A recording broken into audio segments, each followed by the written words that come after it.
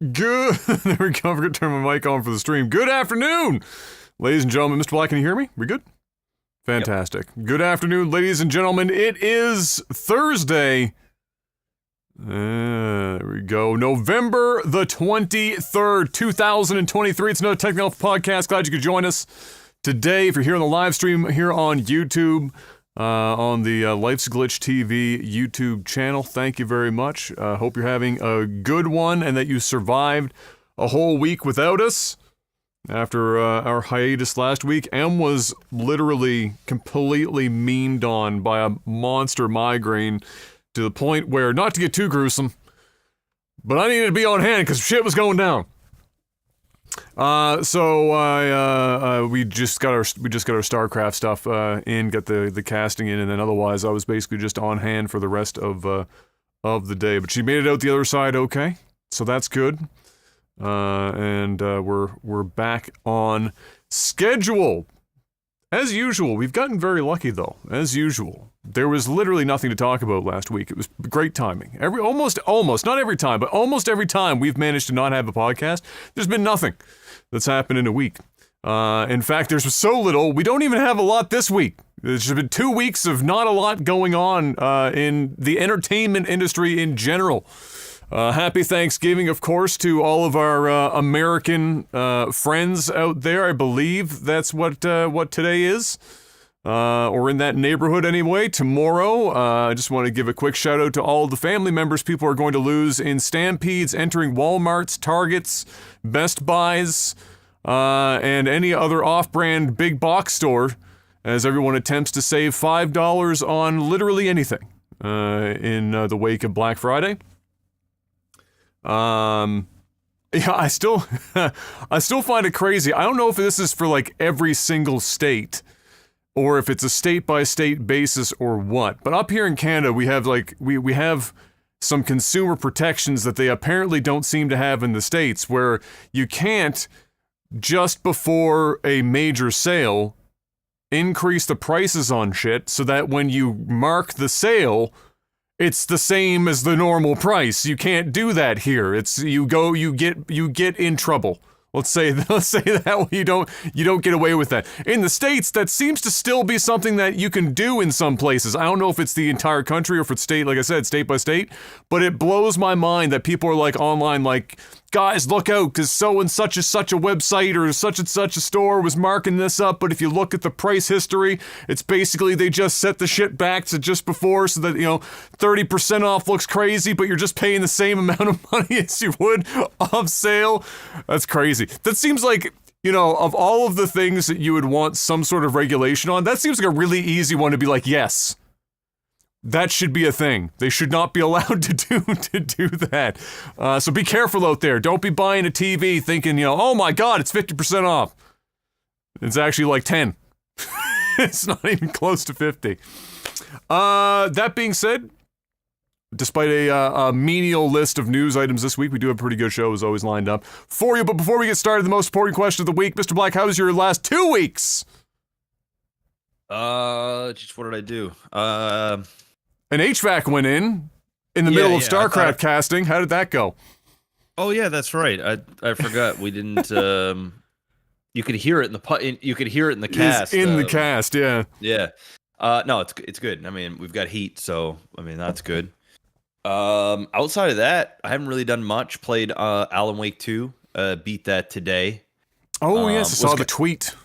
I was gonna beat it last night, but I still had people in chat were saying like between an hour and a half to 2.5 hours, depending on, if I get stuck or how I play. And it was at that point where I had already played for like 8.5 hours, and I don't know what it is with me. I get to, and it's not just Alan Wake, but it's like many games. Mm. And I think I kind of know what it is. But I get to the end of the game, and I just want it to end. You know? Oh, like, yeah. It's just yeah. like, end, please. Yeah. Like, you know, and I get to like the last, it's quite literally like the last 10% of the game, if that. Like, and but the thing is, I told myself yesterday, it's like I could play this, I could finish this, but I'm gonna probably bitch and moan the whole time. Like, so I'm just gonna get some sleep. And I know, like, you know, Thursdays is usually a small, short time anyway, because I have the gym first thing in the morning, and then I have the podcast at 3. So there's only usually a 5-hour tops window in which I can stream. So I'm like, fuck it, I'll do it tomorrow. And that way I'll take my time. If it takes me the 2.5 hours, then I'll just do it. You know what I mean? I won't feel like I'm just trying to get it done. So anyway, I finished that today. And it only took me like another hour. So I really could have done it yesterday, but I didn't want to risk it. And yeah, it was a good game. I enjoyed the game. I gave it an 8.7 out of 10 because I was going to go 8.5, but I felt like 8.5. Like, I feel like 8.5, it's a solid score. It's a good score. It's true. But like, I think it's a little better than an 8.5, but it's not quite a 9. It's definitely not a 10. Okay. But it's a good game. It's a very solid game. I had a good time playing it. Great. Yeah, I haven't heard anything but good things really about it since it's come out. So good to hear that it got a thumbs up from Mr. Black. Considering you don't play that many games these days anymore. No, really. I mean, that was the first game I beat from start to finish in years. I think like any AAA title, it's been a long fucking time. And those are the types of games I like. I like survival horror games. It's just my jam. But yeah, no, it was good. I don't remember the first one like in detail. Like, I know I beat it. I have the VODs are out on my YouTube channel. While. I enjoyed it. I talked about it for years. I like the concept. This game, it's more Alan Wake, but it ventures. It takes some of its own liberties.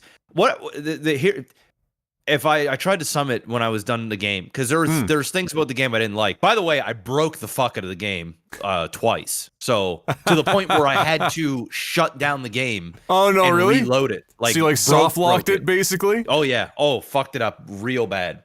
But it wasn't a glitchy mess. There was one glitch where I think I was just moving too fast and the game was just trying to catch up. And when I went back, it was like just wouldn't load, and I just started falling through the fucking the game.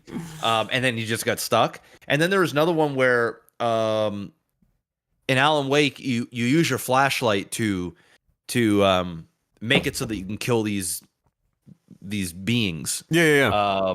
And it was weird. It was like I was using it, and this was after the glitch that I fell through everything for like the next hour of gameplay. Even when I reloaded the game, so I reloaded the game, and then all of a sudden, when I go to the flashlight, it had a very specific animation. It looked really cool, but for whatever reason, it was like putting in a placeholder animation, and it was like this weird. Oh, really? That was like coming in. It was totally like a placeholder. And so then I had to do like I had to shut down Epic Games, reload the whole thing up, and then once I did that, it was fine. But the game is good. It was like just the right amount of length for what it was. So I think it took me 17 hours, 16 or 17 hours. I beat it pretty much in 2 sittings. But I did like 8 hours first day, 8.5 hours, and then like 1 hour. Right. So, basically 2 full days. The story was it was something. I don't want to be too negative on the game because the game is really, really fucking good. But and man, when you first start playing this game, some of the mechanics that they introduce, and you're playing. You play two characters. You play Alan Wake, and then you also play the detective. Yeah, yeah. And what was really cool about that is you could choose at a certain point in the game. I say when you're probably about 8 hours in, it allows you to, every time you're in you go to save the game. It's basically like in Resident Evil, you know, they have the typewriters. Yeah. And in this game, they have there's these specific rooms, and there's like, it's like a thermostat or something. I don't really recall.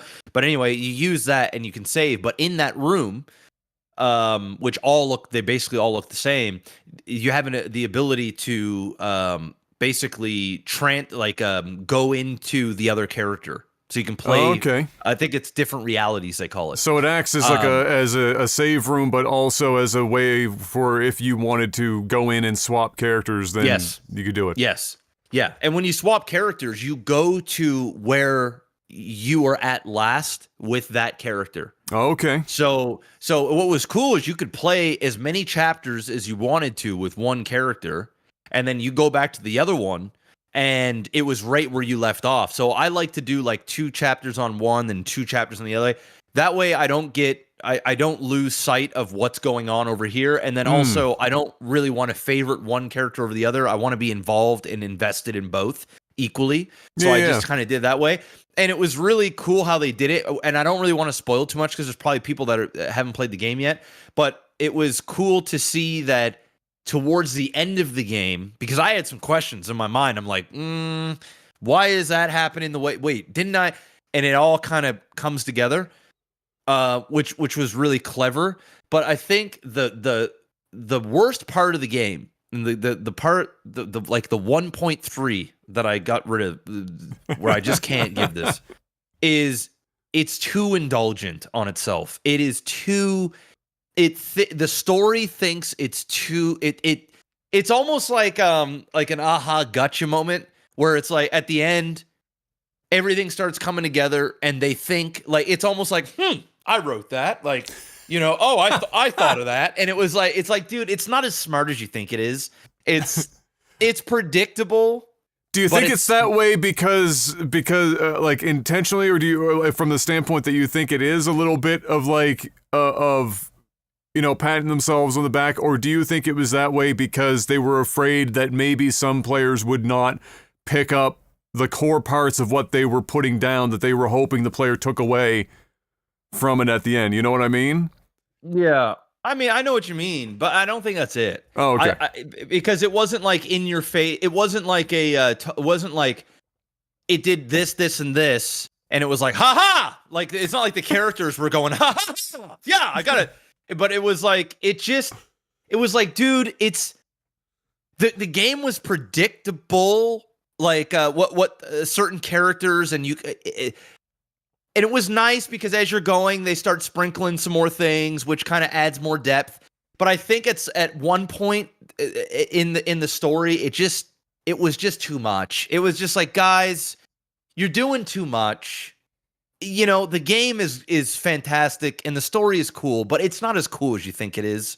Let's just get back to, you know, you're putting too many layers. It's like one of these cerebral type Matrix type, like, you know, in your mind / paranormal / you know, and they're just kind of making shit up as they go. And some of it you're like, ooh, okay, that's cool, that's clever. And then some of it's like, no, man, no, that ain't it. That ain't it. And we got a lot of that. And the big thing is the end of the game is super anticlimactic.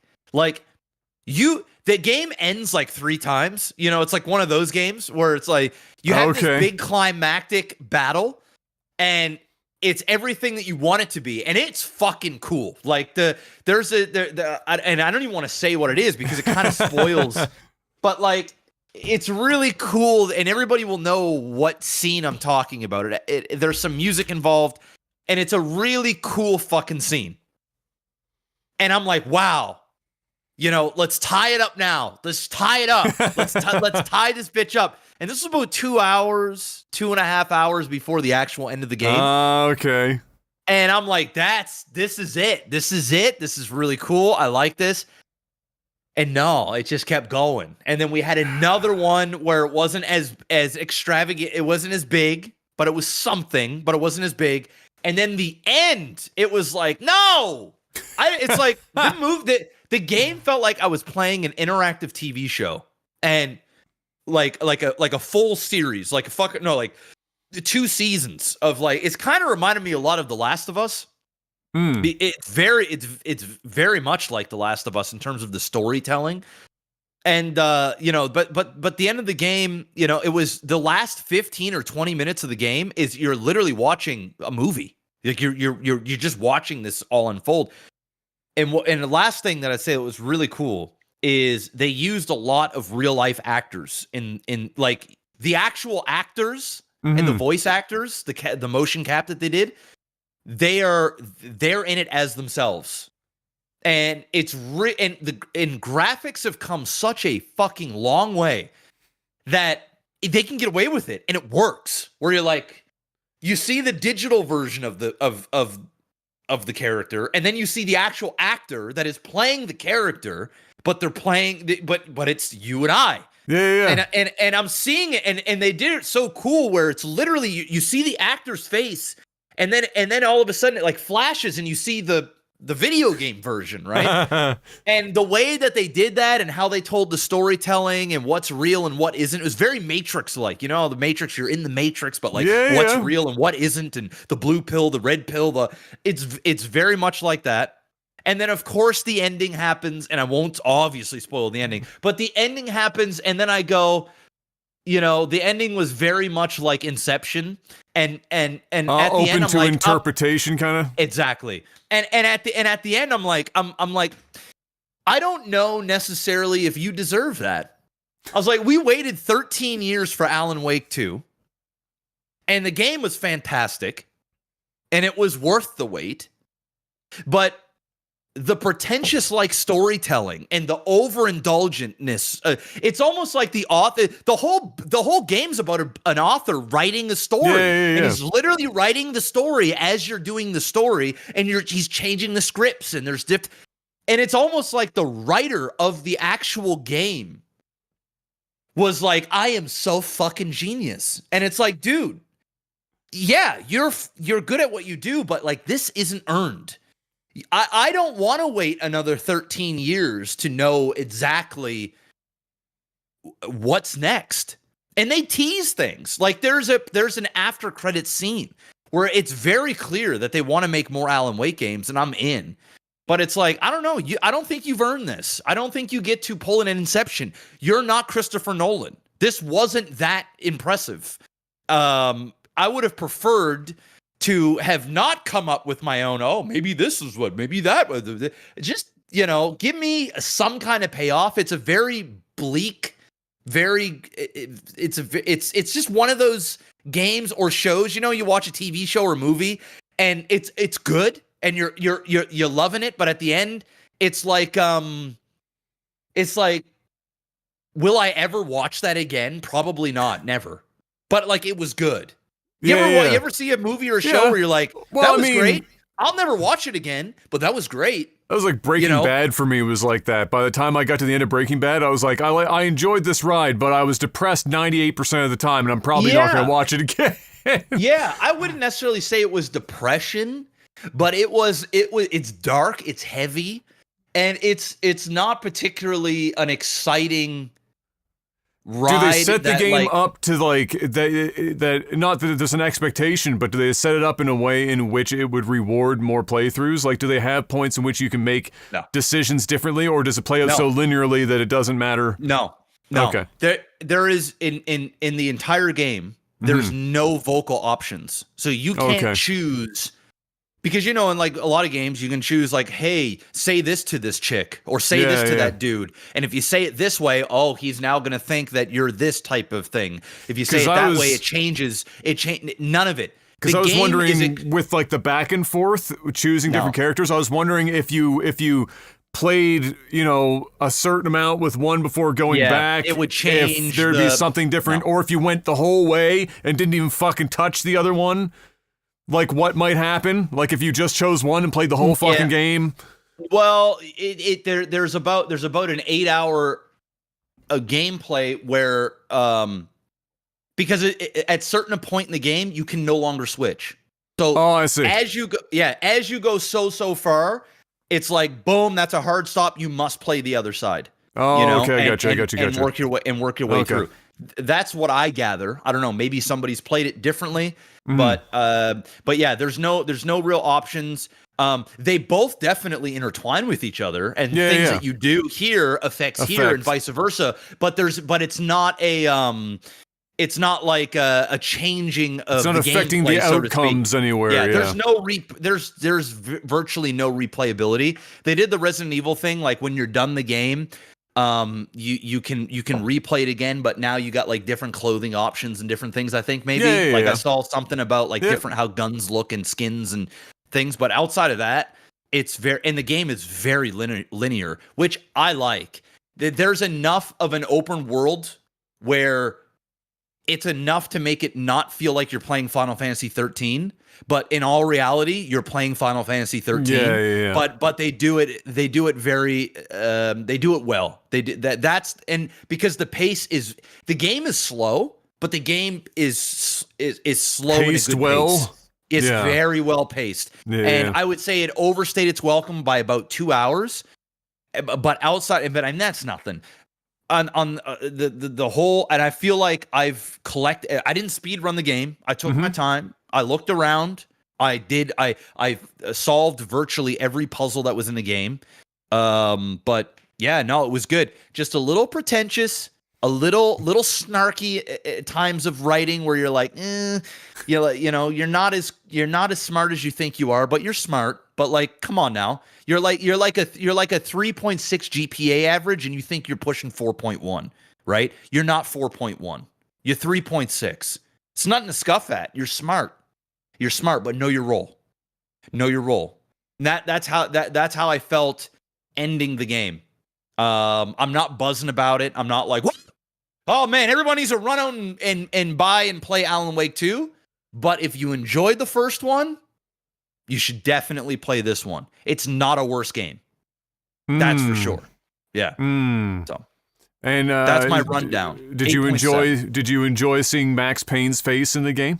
Oh yeah. Yeah, that took me about a solid like 25% of the game to get over. Yeah, you're just seeing because him? I just constantly that's all I saw. I'm fuck. And everybody it's the head of Remedy. It's that guy. It's his face. Yes, I know. Yeah. He hasn't aged, by the way. If you've seen him recently, have you seen him? Yeah. No, he looks great. And you can tell they're all from like Sweden or Finland. Yeah. They're out there in Northern Europe somewhere. Yeah. Yeah. So there's tons. Like you could tell, like the acting is fucking phenomenal, man. I don't know how they did. Like I know how they did it, but like you could tell that they had a studio. They went into a studio and they just they experimented. There is one scene.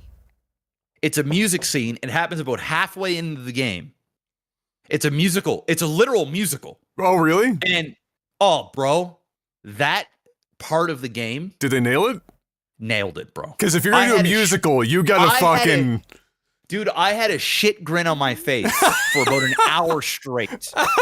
And it's fucking amazing. That part, they overindulged and it's like everybody knew the assignment. Everybody knew how they were supposed to act, what they were supposed to do, and it just worked. The music worked, the acting worked, the gameplay worked, the pace of it worked. Everything worked. It was like the game at that point was fire. It was a 10 out of 10. That game was firing on all cylinders. It peaked during that scene. And if you never play the game, you should at least go on YouTube and just watch that whole section. Because it's fucking fantastic. Somebody in my chat told me that the creator they were telling him like you should remove this from the game. Like this just it's off. Like there's not, and he was like, no, fuck you. This is staying in. And it was absolutely, and it was fucking fantastic. The last thing, the main character, Alan Wake, motherfucker looked like John Wick the whole game. The whole game. He's had practice. John Wick. Bro. The hair, the look, the suit, the everything. It's like John Wick. There were scenes in the game where I'm like, dude, this could be Alternate universe John Wick. It really could. It really could. So, but yeah, overall, great game. Great game. I'll never play it again, but great game.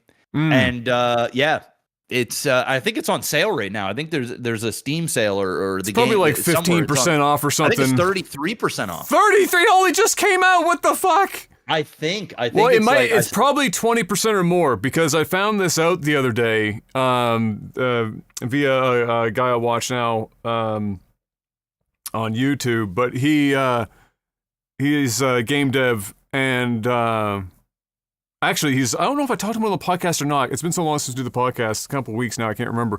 But anyway, he worked on Starcraft too.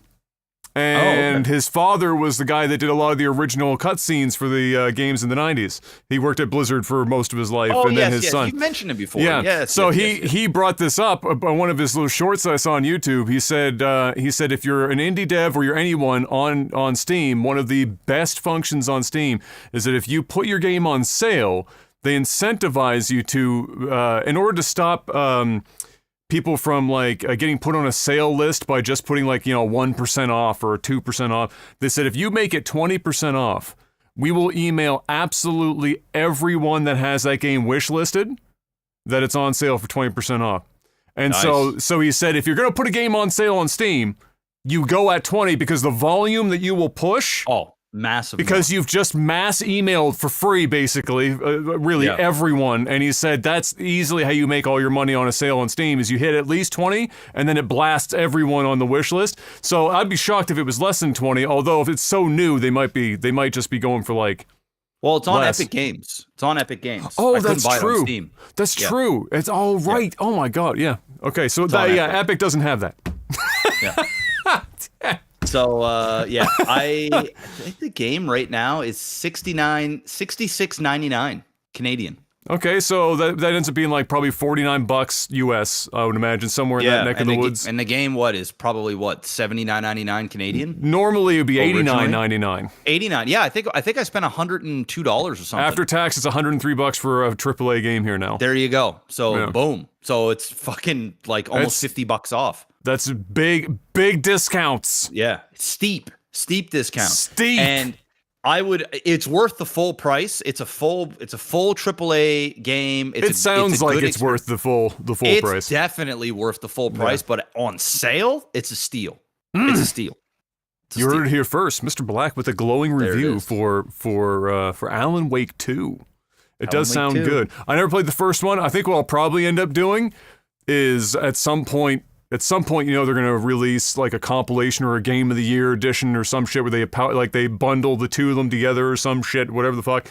I'll end up playing them back to back. So, some year for like Halloween, I'll like boot that shit up and do like a back to back. It's definitely worth, man. It's definitely worth. Yeah. And I mean, for sure. Both the games combined would probably take you 40 hours, right? Like it's not. Yeah, exactly. It's not a huge commitment. It's not like you playing one of your fucking games for 150 goddamn hours. You know what I mean? I couldn't do it. Bro, I'm still coming down off of that shit. Dude, I played Alan Wake 2. And I finished today. And like, I'm grateful I did it, but I'm happy it's over. And I don't actually understand. I don't have the stamina. I lost my fucking stamina. You know what I'm saying? It's like I hadn't been inside a pussy for fucking for a decade, and as soon as I went in there, it's like I want out. It's like it's like I need to get, That's just overly sensitive. Like you're still enjoying it, but it's just not quite the same. It's too much. Yeah, it's like it's too much. It's too much. My stamina isn't that long. There is no way in.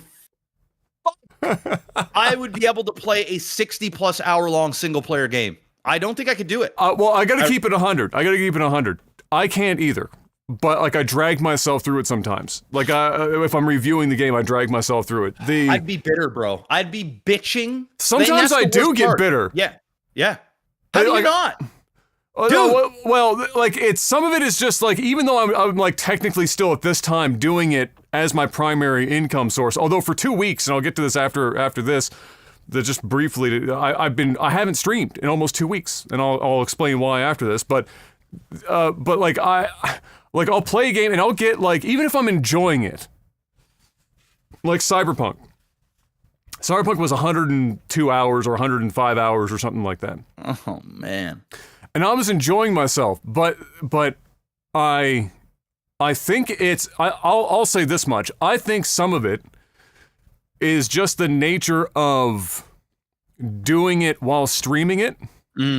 Because if I'm just a dude at home and I just worked an 8-hour shift or some shit and I come home, I do like my duties around the house, maybe it's my turn to make dinner, whatever the fuck. If I have kids, even worse, I gotta wait for them to get down to bed or whatever. I've got an hour. If I'm lucky, I got 2. And I sit down and I play 2 hours of a game and then it goes off. And then I come back a day, maybe 2 days later. Like, okay, now like 100 hours is a lot. Makes sense. But you're not fucking like, you're not Iron Man. To, like, get through it. Yeah. Whereas like for us, we sit down and it's like 8-9 hours at a time for it's like long, bro. It's it's too much. It don't matter how good the game is, man. It's too much. And it's the single player. The multiplayer stuff I can do because it's like you're not as invested. Well, your brain is resetting like exactly. Yeah. It's like a new experience. You can turn it off when you want, turn it back on when you want. But you know, story-driven games, you got to be focused. You got to sit down. You got to fucking use your brain for long periods of time. And it's just like, man, it's brutal. But yeah, I don't have what I used to have in my early 20s, man. In my early 20s, I could play these games all day. I can fucking play these games, be like, yeah, no, bro, I'm in. You give me a single player game, fucking give me the weekend off, bro. I'm gonna crush that shit. And at the end, I'll be jazzed. I'll be like, man, I had a fucking sick weekend. I just gamed all weekend. Not anymore, bro. Nah, I'd be like trying to get out of work early on Friday. Get home at supper time, and I grabbed like a fucking case of beer and some fucking junk food, and I'm there, bro, from the Friday at 7 p.m. till Sunday at 2 a.m. I'm gaming, and I'm in.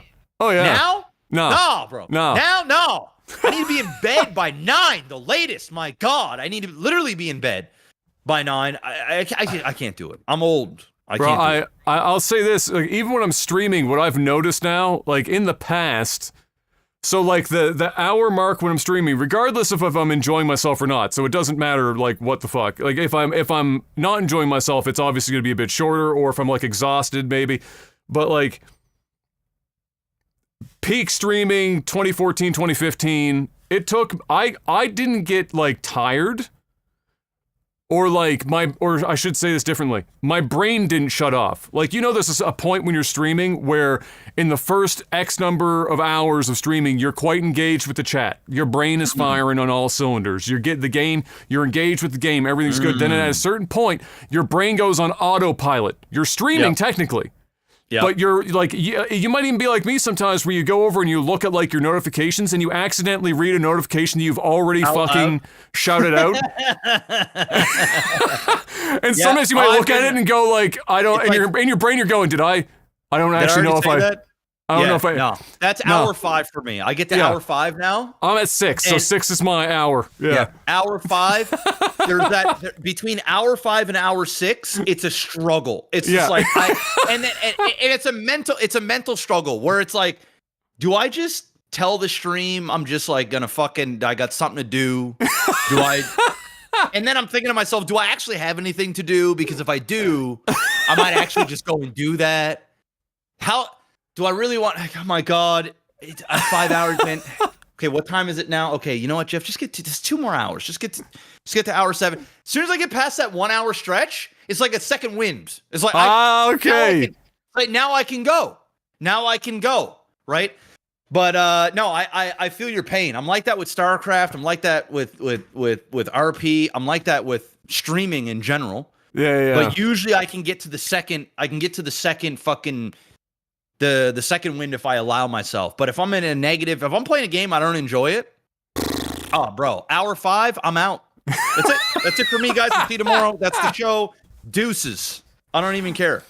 I can't. I don't know if I like. And it's funny to say this because I've done a lot of streams in the last like 3 months or whatever, or like since returning from the Philippines, where I've done like 15-hour marathon streams. No. And I definitely don't know if I ever got a second wind or if I just got to that hour and then the rest of that stream, like if I went back and watched the VOD, you'd probably just see me and I'm like, yeah, oh, you're a zombie. You're a zombie. You're a zombie. And it probably has to do with you've been away for fucking weeks. You're dude, I need to play catch up. Well, I got fucking games to play. I got to make money. I haven't fucking streamed in forever. Yeah. I'm just going to fucking go until I can't go no more. That's pretty much what it was. You ain't never going to see me do a 15. I can almost guarantee it. I mean, never say never, but I would say the probability of you special ever seeing me do circumstances. a 15-hour stream ever again, I would say there is a 5% chance ever. It would have to be very, very special. I just can't do it. I've been thinking because, eventually here in the next handful of months going to the new year, the goal is for me to be doing another job as like a primary gig. And so I've been thinking hard about what is the perfect number of hours to stream, not just 20. for a streamer. 20. But like, in a week, you mean? In a week. So like I've been thinking about this, and I'm thinking because in my head I'm thinking, okay, so Adam, over the years, even no matter how popular the stream was, how many people were watching, when do you know engagement starts to drop off in a stream? Yeah. And it's almost always 4 hours in to any given stream. With the exception of, this is for my stream, if you're doing something like RP or whatever, people are engaged the whole time because it's like a fucking, like a TV show where stuff's like, yeah.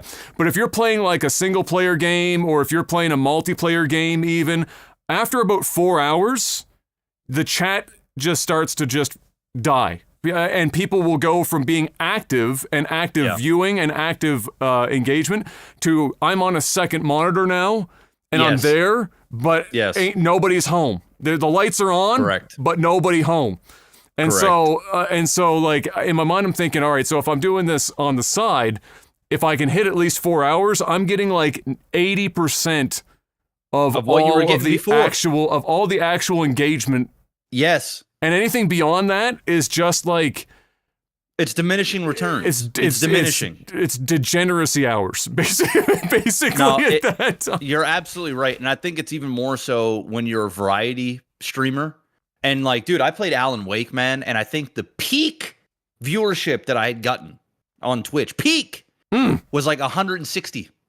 But ain't nobody want to watch this shit. No, nobody want. But I know that going into it. I'm not into it for the money. You're taking a break. Record low viewership, record low ad fill, record low subs, record low everything. It's one of the main reasons why I don't do playthroughs. Yeah. I'm not here to fucking have fun and have a fucking good ass time. I mean, hey, shit. If that happens, I mean, woo! It's just like it's like Joe Blow going to the mechanic to go work. You're not going there to have a good time. You're going there to make some fucking money. You're going there because it's your responsibility. It's what you got to do. And that's just it. I mean, yeah, there might be some mechanics that really love what they do. And that, like, they're fucking excited as fuck to work on another Honda Civic. But like at the end of the day, I'm in it for the sole purpose of providing for my family. And if fun so happens to happen, which it often does in spurts, not like a fucking, then that's fantastic. But like, dude, if you're a Let's Player, if you're a variety streamer and you're just playing single base games, you're absolutely right. 4 hours tops is what you got to capture the attention, the excitement of the average hardcore viewer. Everything else after that 4 hour mark, you're 100% right. It just you're just there. You're just there. Nobody's talking. I mean, fuck, you be sitting there talking to the chat. Nobody's saying shit. No, nobody's saying anything. And then you like there could be 40 or 50 people technically watching, and you could say something to you could prompt the chat with something. Yeah. Hey, you guys awake out there? Literally nothing happens. Like dead air. Yeah. And honestly. Chat. Are you awake? That is the worst. People. Yeah, bro. Yeah, I'm here. Been here since the beginning, man. I just got you on another monitor. I'm over here doing something. I'm playing something on the side here. They got you on another monitor, which is fine. 100%. It's not that we don't appreciate that, but as a streamer, and I'm not trying to get people to fucking think about being more active. It's on the streamer to get you to be engaged. That's the whole thing. Of course. That's our job. It's our job. But it is the worst fucking part about being a streamer is during times where you cannot get a life out of chat at all, because then you're just sitting there going, what in the fuck I'm wasting my time. People can't be enjoying this shit that much. You're making no money. Yeah. You're not you're not particularly having the best of time, because you now, like you said, you're on hour 6 or 7. You know, your stream doesn't look like they're particularly having a good time because they're not fucking saying shit. You know, they're not saying shit. You know, but for those first 4 hours, the first 4 hours, fantastic. I mean, you got the first half day, even the first first full day of Alan Wake 2. It was like well over 100 viewers the whole time. People were talking, oh, you're going to like this part. Oh, this is great. I'm more engaged too, because like it's been a long time since I've been in this game. I've been doing nothing but playing fucking Starcraft. I'm playing something else. The reality's sinking in. I'm doing my first like fucking playthrough in forever.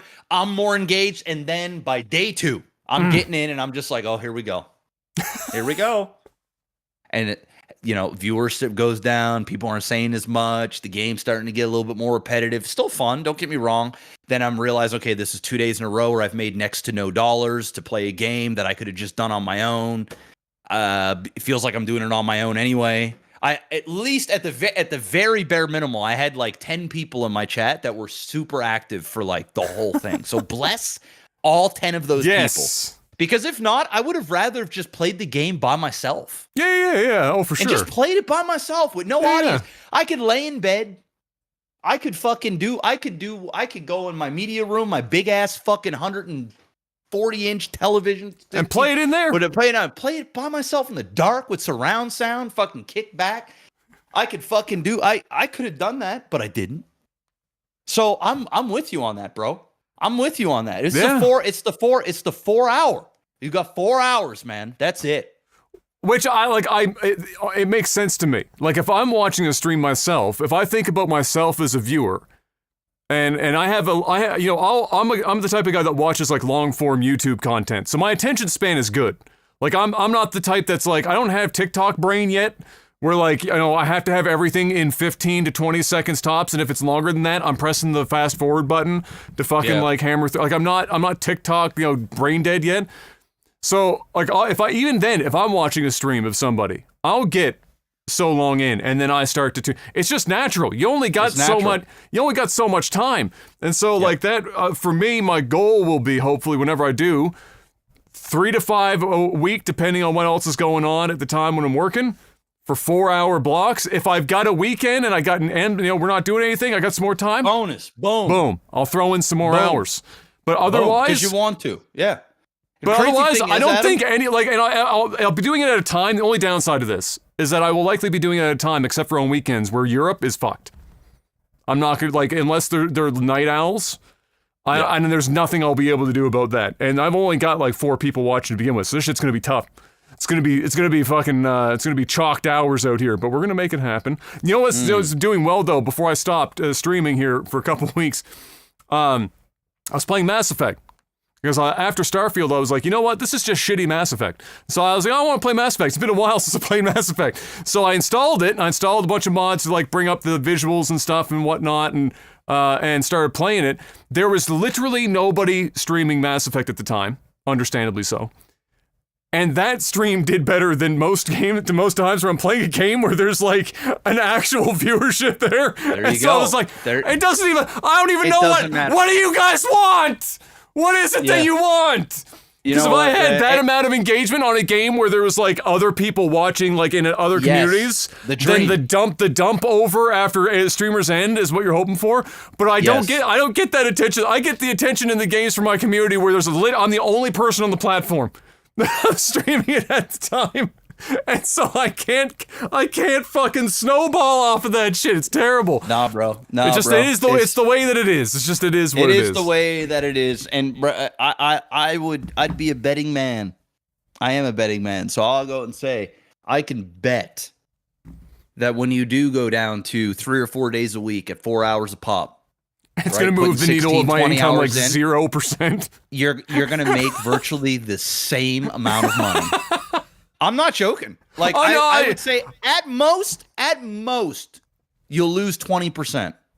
Yeah. At most. Yeah, probably. At most. Because here's the thing, most of the people And watching me then you'll right go, now why are didn't I also do this earlier. 5 years ago? Like, you're going to literally go, what the fuck? I could have been making the same amount of goddamn money and then had a whole nother W-2 here on the side. We talked about this years ago where we called it was basically kind of being a streamer is kind of like being a server, where you get in it and you can't, and it's like a fucking treadmill and you can't get off the treadmill. Handcuffs. Yeah. Yeah. But yeah, so I stopped streaming for 2 weeks because we're almost 2 weeks now because everyone started multi-streaming. You've been doing it, I've been doing it, and it's been great because for stuff like the Mass Effect stuff for VODs, they've been doing considering they're just playthroughs. The number's pretty good. 400, 500 views on a 12-hour long VOD. It's great. Pretty fucking good.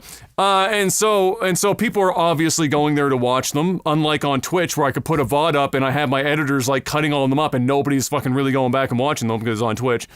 And it's a higher quality, it's 1440p, whatever. I'm pushing a higher quality to YouTube.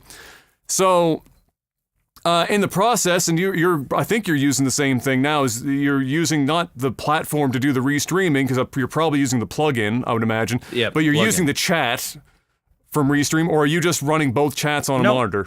I just run both chats on a monitor. Okay, so for side by side, boom. Yeah, so for me, I was using the Restream.io chat because it's free. You can just use their chat function that combines the two chats. Yep. The problem with that is that you get no emotes out of that bitch, and you don't, all the names are like the same color as well. Yeah. And so it's not that it's impossible by any stretch, but it's way more convenient than running two chats for sure. Like there's no question about that. But yeah, it's not as it's still there's some you don't get the same experience because you're not getting all the functionality and whatnot that you would in the normal chats. So I sat down and I said, well, I was gonna try and teach myself how to program at some point anyway. So why don't I go and fucking do this?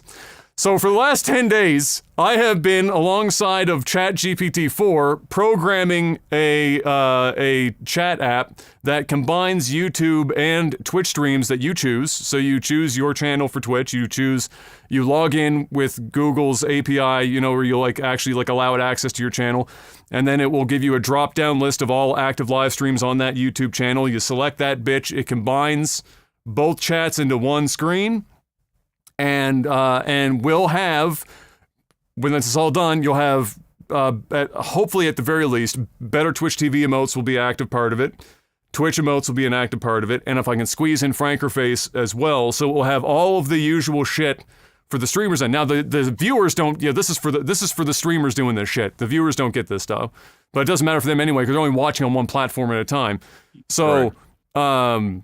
But it will also theoretically be able to put it into your stream overlay or whatever, and then have everything unified with emotes, and everything will just work that way. And so that's what I've been doing for the last 10 days. And I've been doing it for like 12 hours a fucking day. Just cranking this bitch out. And it's been a hell of a fucking process. I've liked it because I've had to actually use my brain for the first time in a long time. Took a few days to blow the dust off. I'm gonna be honest. I felt completely fucking stupid for a couple of days, and then eventually, neurons started firing again. I had more than 2 active brain cells functioning at any given time. But it's been really interesting for 2 reasons. One, I went into this with very minimal coding experience. I'm doing it in JavaScript, but which I had from doing websites in the past, very bare bones understanding of anything. Nothing like this though, because there's a front end, a back end, and you're doing networking and the whole fucking API connection. Shit I'd never fucking laid hands on.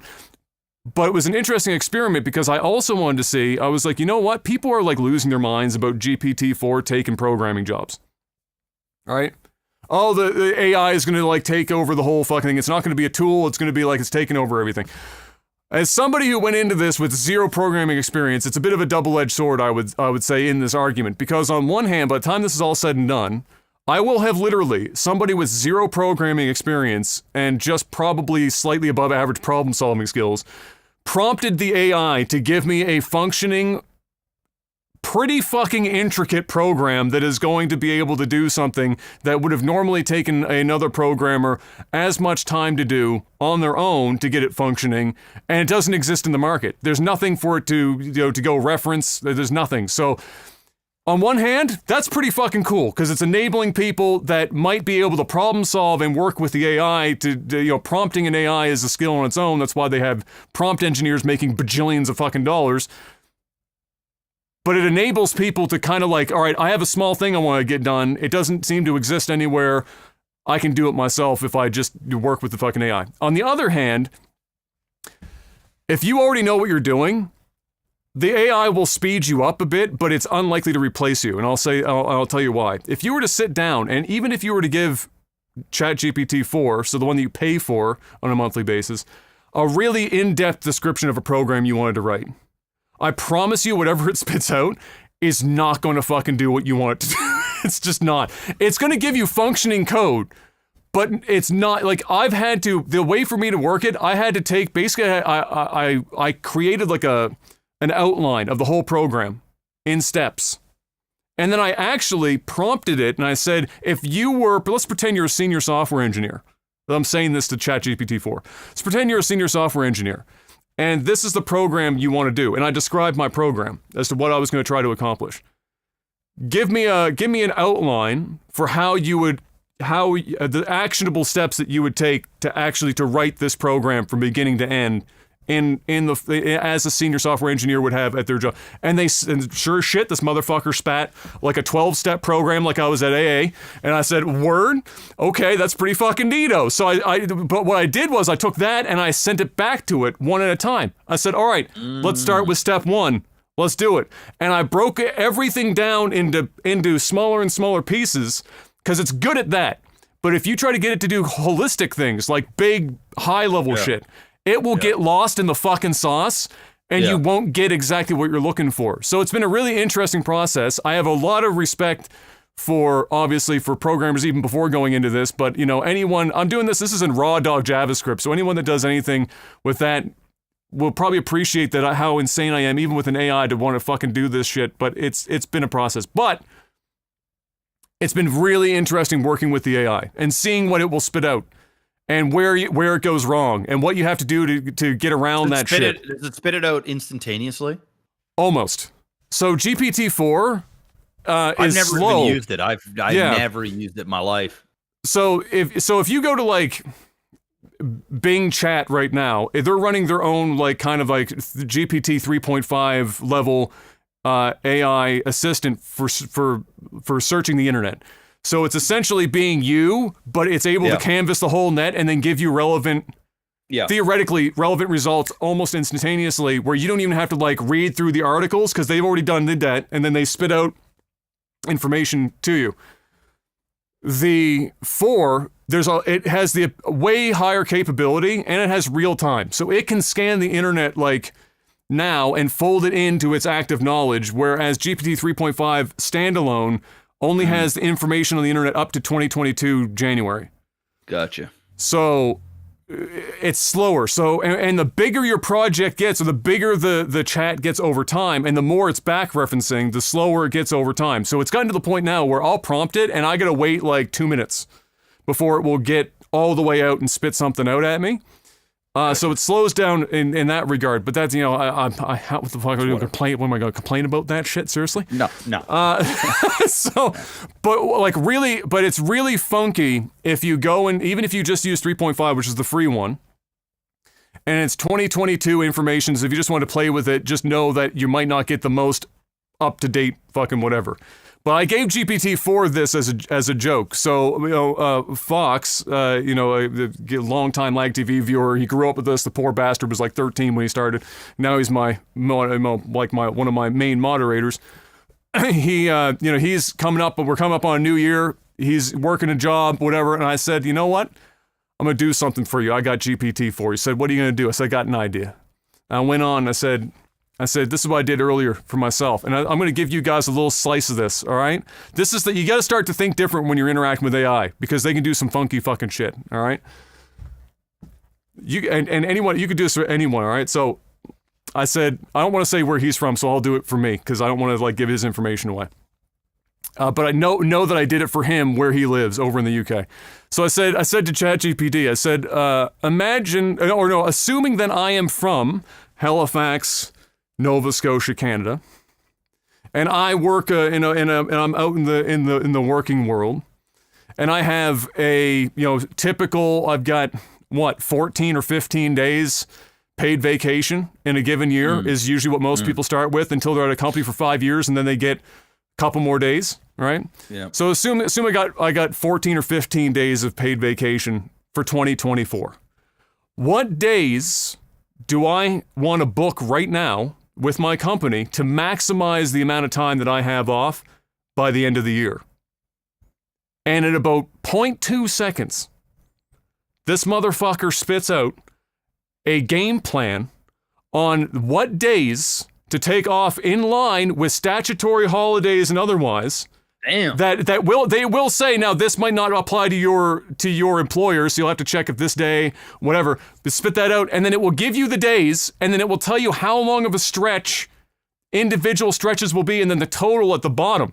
You know what it took 14 days in Canada and turned into?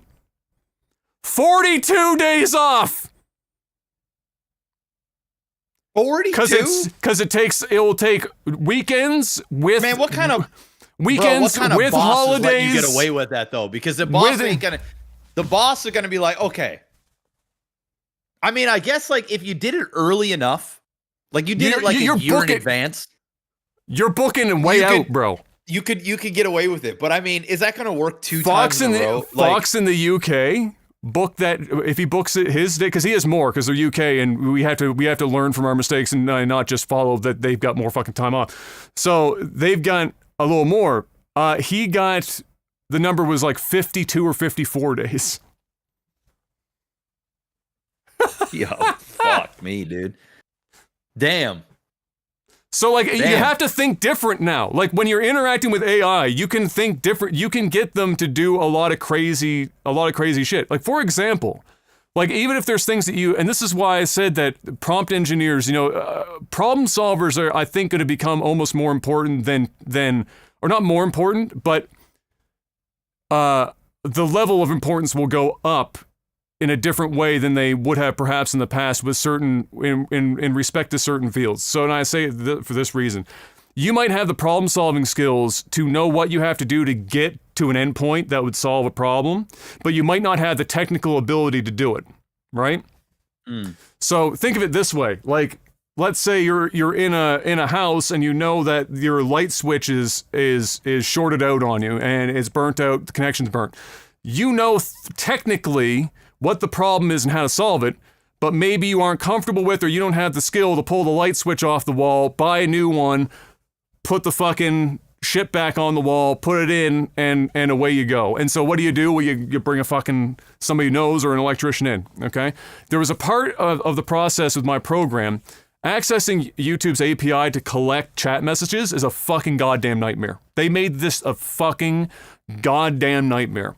And so you only have 10,000 tokens, we'll call them, in a single 24-hour period to spread across for collecting messages. So it's not like Twitch where you have connection to an IRC chat where you just get them instantaneously. You have to make a call to the API and then the API will send you back the messages that are new since the last time you made a call to the API. And every time you do that, it costs you a certain amount of points out of the 10,000. And so what it forces you to do is you have to come up with a way to pull that API efficiently so that you don't get 3 hours into your stream and you can no longer pull fucking messages from YouTube because they go, oops, you've spent all of your tokens for today. Get fucked. And so what I did was I went to it and I said, I know that the way to do this is to set a band of time to pull, and then the more chat activity between two intervals that happens, the shorter the interval on the next polling should be. So if it sees 10 messages in the last one, and we call that, let's say, moderate activity, it will shorten the next interval a little bit, and then we'll say 5 seconds is the shortest amount of time and 15 is the longest. And then depending on that range, I need you to exponentially in both directions, depending on how little or how many messages in each interval, spit out a new interval time for the next interval. And then every interval you're recalculating based on the number of messages you bring it back. I know that mathematically you can do that. And I know that you can turn that into a relatively straightforward function for this program. But if you ask me to do that by hand, I don't have a fucking goddamn clue. I'm too stupid for that shit. I don't know how to fucking do it. I know that's possible. I know how to talk about it at a high level. And so what I do is I go to ChatGPT and I give it that information. And GPT goes, yeah, bro, no problem. And spits that shit out. And all of a sudden I've got an algorithm that determines against the chat activity how fast it's going to pull YouTube's API to pull the next messages in. And on top of that, I can tell it and track, I have a 10,000 quota. Every time you ping, it's 1 point. If we get too close, change the algorithm so that it slows down even more, so that it can account for the fact that we're getting too close to the limit. So that's the kind of shit, like, you have to start thinking about, in like, you might have a problem, break it down and give it. You might not have the functional knowledge, or you might not know about it. Like, you could have at some point thought, well, obviously everyone thinks for vacation days. You're like, like, how many times have you been, the long weekend's coming up. I'm going to take 2 extra. I'm going to take my 2 days on Wednesday, Thursday, and then Friday and Monday are off, and boom, all of a sudden I got myself a 6-day weekend. Let's fucking go. Like, everyone's had that thought. But you can go to an AI and say, what if I did that with every one of my days off? That's crazy, dude. That's actually insane. You know, the AI stuff, I mean, we talked about it, I think the last podcast. It scares the shit out of me, which is the reason why I haven't really fucked with it. But like, you know, it's becoming more and more and more and more talked about. Like, I just see it all the fucking time. Like, all the time. I think what we need to figure out is we need to figure out something that we can do with AI to make us money. Something, I don't know what it is. And I think that's one of the reasons why I haven't fucked with it, because I know I'm going to sit there and I'm going to obsess and I'm going to be like, okay, what is, because this is, think about it, right? It's like, you've got this chat GPT. Yeah. And I'm sure that there are millions of people out there that have figured out something to automate something. Like, I don't know if it's automating. Like, even the other day, I was thinking, like, what happens if I were to try and get AI to just make me a bunch of thumbnails? You could. People do that already on YouTube. That's been happening. Yeah. Yeah. So it's just like, okay, make a bunch of thumbnails. Okay. Well, now, granted, you can tell immediately when an AI. But it's better than no thumbnails. You know what I mean? Or if you don't have the ability to do it yourself and you don't want to pay an artist to do it, you could do 100%. Yeah. So like, you got that. You could, you know, I wonder like how hard it would be to make content through AI. Not hard. It's more hard to have it not read like it. Well, I mean, it'll be technically really good, but yeah. The lane that I was figuring, right, is kids content. You could probably make, like, think about this. Maybe I shouldn't say this out loud. This is something we should talk about in private. I guarantee whatever you're about to say, somebody's already tried it. Yeah. So, for sure. Or somebody's already doing it. Yeah. But think about it. I know where you're going. Say we figured out some kind of content that kids can consume, because kids, I mean, I have one. Doesn't take much. It doesn't take much to entertain them, right? So like, you could probably create some kind of generic car-related thing, some kind of generic, like, kids love like fire trucks and recycle trucks and dump trucks and fucking trucks like, of various descriptions. Yeah, it's just a universal thing that like little boys just love fucking truck. Little girls love fucking princesses and fucking little girly shit, right? AI, if you had an AI create some kind of generic content that came out every day, got that algorithm going. These happen on YouTube right now. I know of them. Do they? Okay. So you can have an AI, because this is where we're at.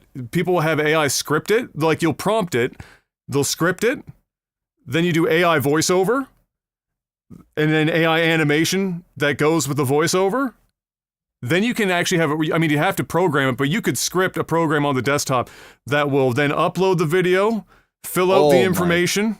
Oh my God, bro. Now, there's only a handful of people that are still, you still have to have, I mean, what I just said sounds simple. There's a lot of shit going on there. I would imagine. It's the setup that probably takes you fucking. And the reality of the situation is that, like, no matter how hard you try, some of the things you have to worry about right now anyway is that when it comes to imagery, especially, I mean, even written stuff, but imagery is it's been trained on actual artists' shit, and you'll oftentimes, like, it's just reusing existing shit, basically. Yeah. So you have to be careful. You don't necessarily want to go that route all the time.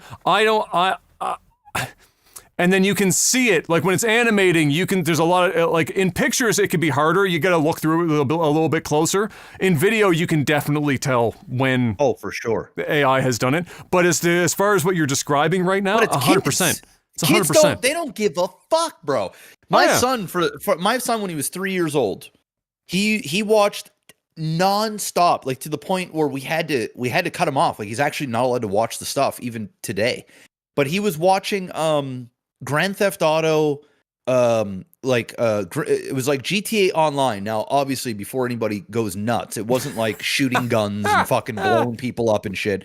But it was like, I'm sure a lot of people have seen it, where you create like these ramps and shit, and it's all in the sky. Yeah. It's almost like Hot Wheels in space. It's literally it. Yeah. It's quite, that's perfect way you described it. It's like Hot Wheels, and all it is cars. And then there was one where they had like superheroes, so you'd have like Batman and Venom and fucking Thor and stuff. They'd be the ones driving the cars, and and then they would like punch each other and stuff, like just like some really childish, like, obviously somebody our age would be like, this is some of the dumbest fucking shit, like what? But for kids, it's like, there's a lot going on. You're like, oh man, it's Batman in the Batmobile, and he's ramping shit, and there's like noises and explosions, and cars are crumpling and shit. I'm sure you could get AI to create something along those lines, capture an audience and it's children, and you could print money. I think if I went that route, I think I'd take this approach. So, one, my primary concern, because I am thinking a little bit of the hashtag the kids, is what's the quality of what's going to come out for the kid on the other side, in terms of, I don't mean like visually, but the content of what the kid is going to be consuming. Is it the equivalent of shooting them up with 78 grams of fucking sugar directly into the brain, in terms of like it's all high octane, there's no actual substance, they're not using their brain whatsoever, they're just like the image of like sitting in front of a screen where the lights are just fucking like blinking, and they're like, like, is it that? But they have that. There is tons of that. Yeah. But then we got Kai on the ones, because there are ones that are educational. Yeah, but what I'm saying from like an AI perspective, like how good is it going to be at that? I don't know. No, so what I would do to try and help see how good it would be is I would sit down and ideally I would imagine at this juncture in AI, I'd be able to some degree, or somebody perhaps that if was interested in doing this stuff, they have an early childhood education degree, they have a general idea of how kids learn and what might be good or bad that you could reference, and give it an outline that would put some railings on it. It's like bowling with the bumper rails. Yeah. You don't want the AI, like you could give without the rails, but it's going to throw a gutter ball. It's getting to the other end of the fucking aisle, but it ain't fucking doing anything on the other side. It ain't hitting shit. It ain't hitting shit. You get the bumper rails on there, and it ain't pretty, but it might accomplish something on the other end of the alley. And so, like, I'd give it some constraints, and then to try to help avoid, the artistic license side of things, I'd maybe commission just like a few. I'd have characters or a character. Commission a couple of various pictures to feed to it, and say, I need this animated for this script. So that it's using that and not just fucking hallucinating. I see what you're saying. 78 shades of Optimus Prime when you tell it to give me a fire engine or a fucking 18-wheeler. Yeah, but you know what? It'd be okay to do. Adam, let's do it. Bro, it's been 10 days for me to pull chat from a YouTube API. Adam, let's do it. Man. Let's do it. I'm downloading chat. I'm downloading this fucking shit. How do you get this? Is it like a monthly subscription or a yearly subscription? You got to So GPT-4 is at the moment, and it's not even to say that one would be how you would do everything. There are plugins and a bunch of shit that I haven't even fucked with yet that would be necessary to even have a hope of accomplishing what you're talking about right now. But GPT-4 is like a $20 a month subscription right now, and you can hit a wall. Like, there's been a couple of times. We ain't hitting that wall though. We ain't hitting that wall on no child's content on fucking YouTube. Well, no, I mean, no, Dude, no, I mean, that shit out everywhere, bro. No, I mean, it out everywhere. I mean a wall in terms of. TV is going into the child market in terms of. Whoa! Wait, let me rephrase that. Calm down.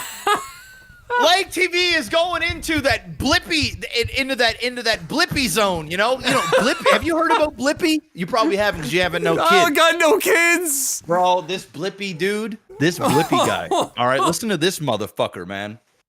This guy, he's this like nerdy guy. He's like, hey kids, my name's Blippy. We're gonna have much fun today. I already hate him. Look at monster trucks, right? And this motherfucker gets so fucking big that he keeps the show, but he hires other fucking Blippy-like dudes that look and sound like him to play him so that he goes and then he tours. They were just here in Halifax at the fucking Metro Center or whatever, the Scotiabank Center.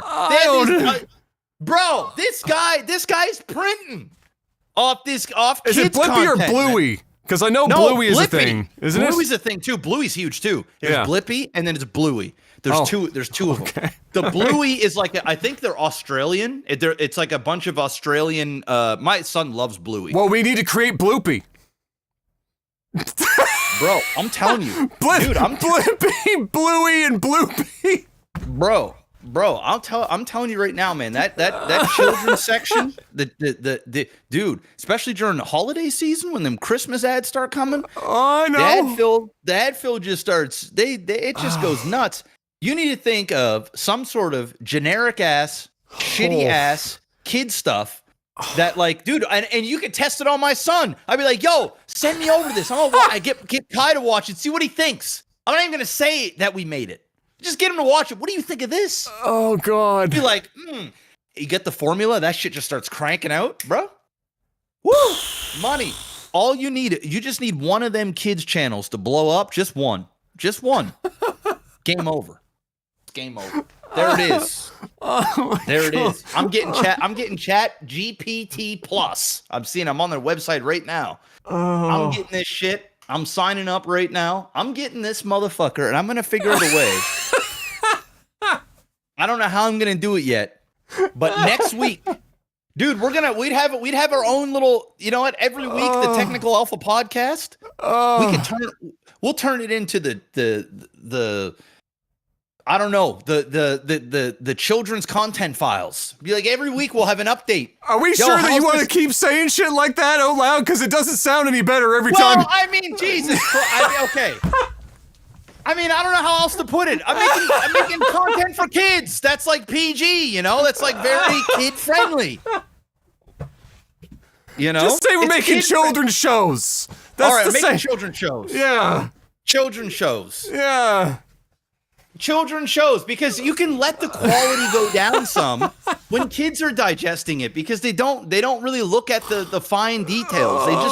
They like colors, they like sounds, and they like imagery. That's what they like. Oh. Okay. That's it. Adam, come on. You know what this feels like? This feels like the time that you walked into my room and you said, Adam. This could be it. This could be it. Chuck Norris t-shirts. Or that time when I walked in your room and I said, hey, Adam, let's make a YouTube channel. Let's make a YouTube channel. That's how I got a shit career. Here we go. Yeah, but think of the memories. I can't pay my mortgage with these memories. Hey, at least you got a mortgage, asshole. It got you somewhere. Better than fucking 90% of the fucking population, for Christ's sake. Hey, this could be the idea. Oh, God. And imagine how passive it would be. You could still do whatever the fuck you want. You got this AI churning out this shit. You're doing nothing. You still gotta have quality control. You can't just be fucking yeeting that shit into But as you start making money, then you can start adding things, you know? Then you could get that curated thing where you can be, okay, I want this episode to be about this character. I want this episode to be about that character. You can start sprinkling in some shit. There it is, right there. If you guys start to see a whole bunch of new children's content flowing up on YouTube and TikTok and all these other places, we're probably them. Okay, I'll think about it. You think about it. I'll think about it. You think I've spent so much goddamn time with this AI.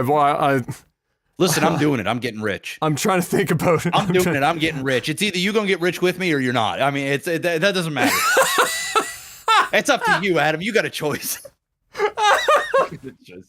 I'm getting rich.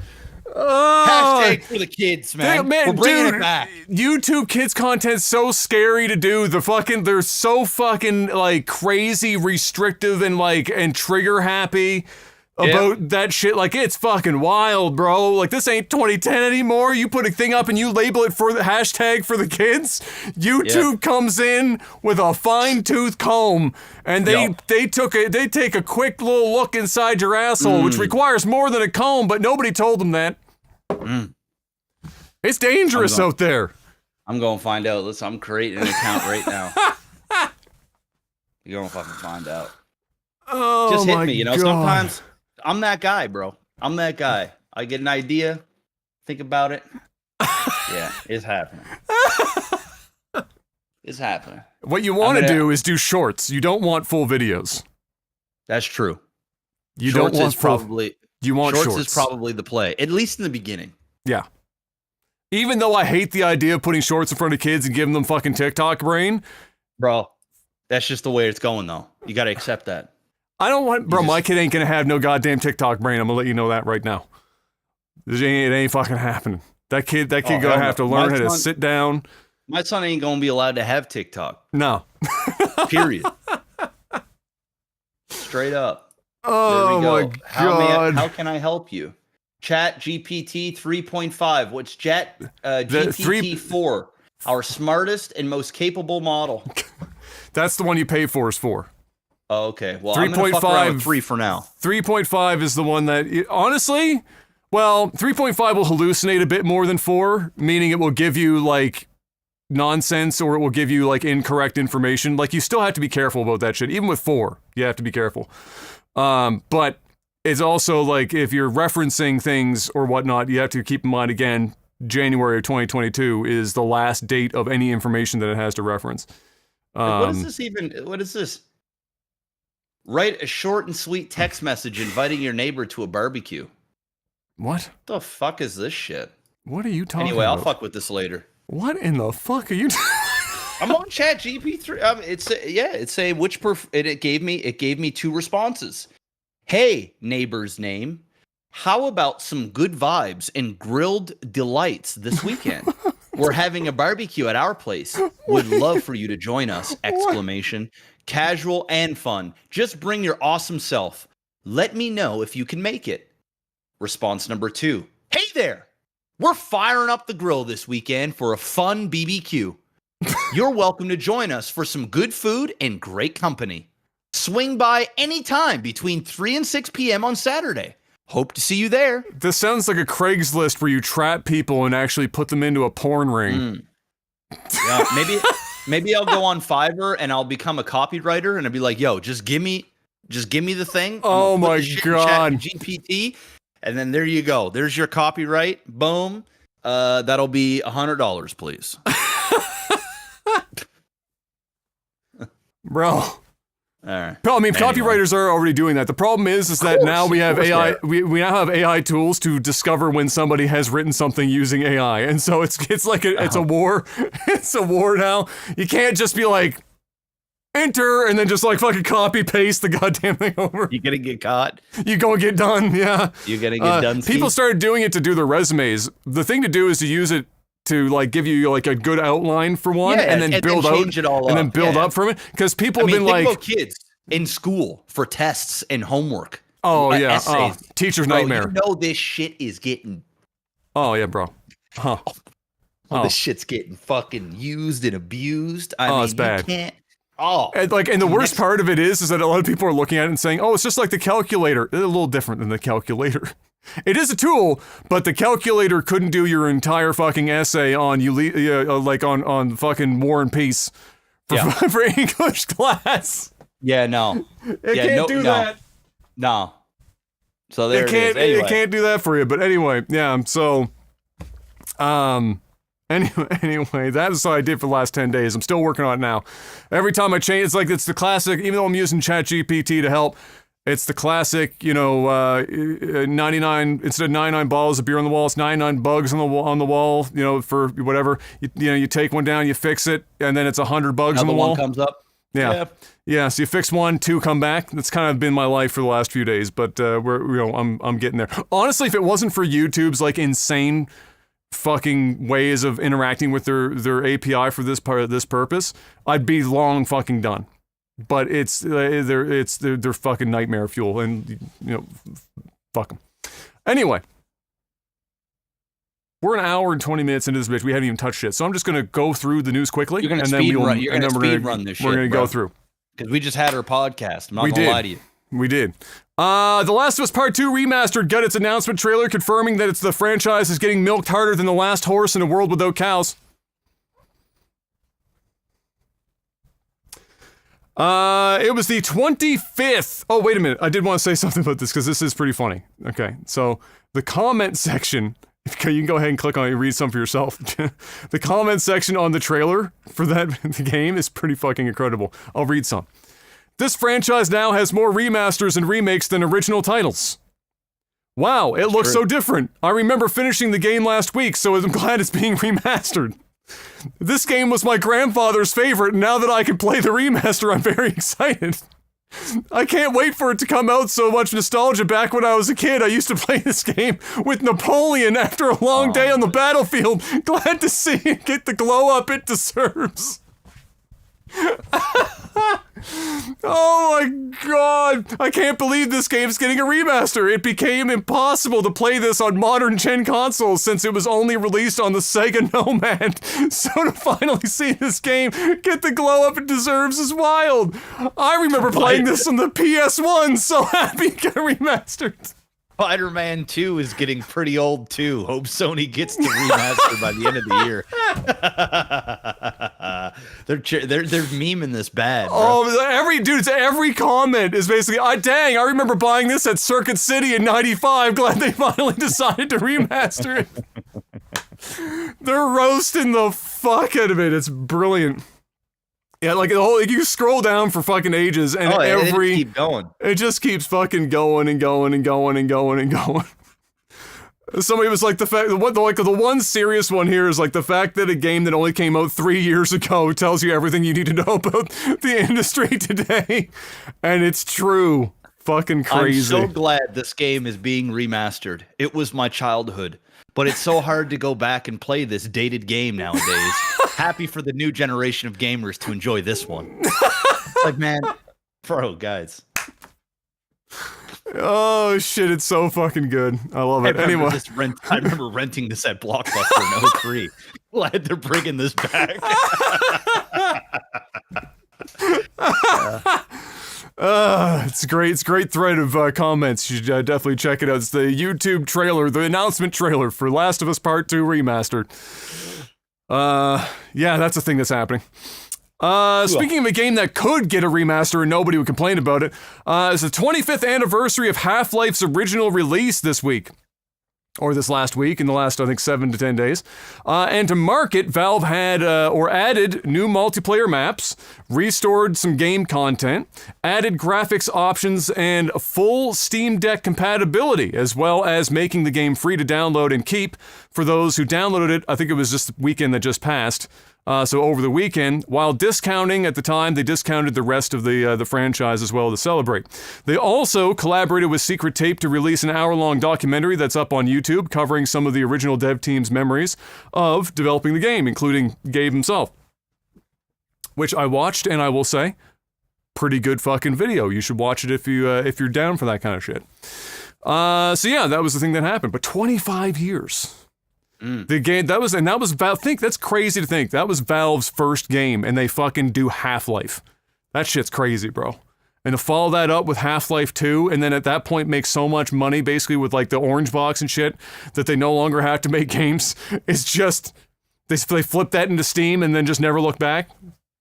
Insane. Absolute champions. Xbox Series. Oh, speaking of people that are not winning nearly as hard. Xbox Series X and S, the sales in Europe are in shambles, Mr. Black. Chalked, even, some might say. Currently, they're struggling to keep up even a foothold in where they used to, like, they've always struggled in generally speaking, Europe. But the UK, for whatever reason, was always kind of Xbox territory over there. It always did pretty good numbers in the UK. But even now, now even in the UK, not so much. While the PS5 sales in Europe are up 143% year over year. It's a big number, Mr. Black. As of October, which is where these numbers are coming from, the end of October, the Xbox Series, so that's meaning X and S, has tanked 52% in the same period. So PlayStation went up 142%, Xbox went backwards 52% year on year. Now, some people might look at that and say, okay, well, that's year on year, but maybe it's been doing better more recently because Starfield came out and, that obviously would have sold some more consoles. We know it did relatively well. They haven't said how many, they've sold yet, but nevertheless. Unfortunately, that's not the case. It's still pretty bad. It's kind of bleak. If you do a month to month, meaning if you just look at from September moving into October, where were we? Oh, right, there we go. Both PlayStation and Nintendo were up about 10%, while Xbox dropped 20%. So it's just all in hard reverse, in just every capacity, except for all these numbers are crazy because it tells you that their console side be dying hard. But because of their general revenue with Game Pass and their software side outside of that, they are still managing to be making some of the most money they've ever made. And now that they've bought Activision Blizzard out, the amount of revenue coming in per dollar that they're spending is going to go up further. Yeah. So, is Xbox sitting back going, how much do we care about this? Don't really fucking know. However, for brand image sake, I feel like even they know they have to try and they have to keep up appearances to some fucking degree if they want to turn this into something going even further long term. Starfield bumped up sales marginally, and to what degree we aren't even sure. We just see that the number went up a bit when Starfield came out. So since nothing else came out that month, safe to say, Starfield. However, for only a short period of time. Because probably as word of mouth hasn't been incredible post-launch on average, the Game Pass has allowed people to try it and dip on it or play it on PC, and it's not registering obviously as a software sale, which I think is indicative of the fact that still, even to this day, we do not know sales for Starfield. Microsoft hasn't released it. They will only say how many players have played. That's because it's not good. That's because it ain't selling. That's right. Trust me, if it was selling the way that they thought it was going to sell, that should be all over the place, bro. It'd be all. It's not even the top. It's not even the top of Game Pass anymore. Like it was up there for like a brief time, and then it's just fallen off. Now, more to that, I added on here in the next point. Microsoft's big game hope in Starfield seems to be continuing to struggle to maintain active players despite barely being 2 months in. In fact, in the last 30 days. And I have included a picture link there for you, Mr. Black. You can look at the top entry and the bottom entry is where this little comment is going. In fact, in the last 30 days, the player count on Steam has steadily trended down. And it's a pretty steep decline. It's not it's not a straight line, but you don't need a line drawn on the graph to see it. It stairs. It stairs. It stares. Jeff's looking at the picture right now. It stares. It's been in steady decline for the last 30 days, placing it well off the first page, and on average, below that of Skyrim. Now, the image that I sent Mr. Black shows one of the pages, and at the top of the page is Skyrim Special Edition, and at the bottom of the page is Starfield.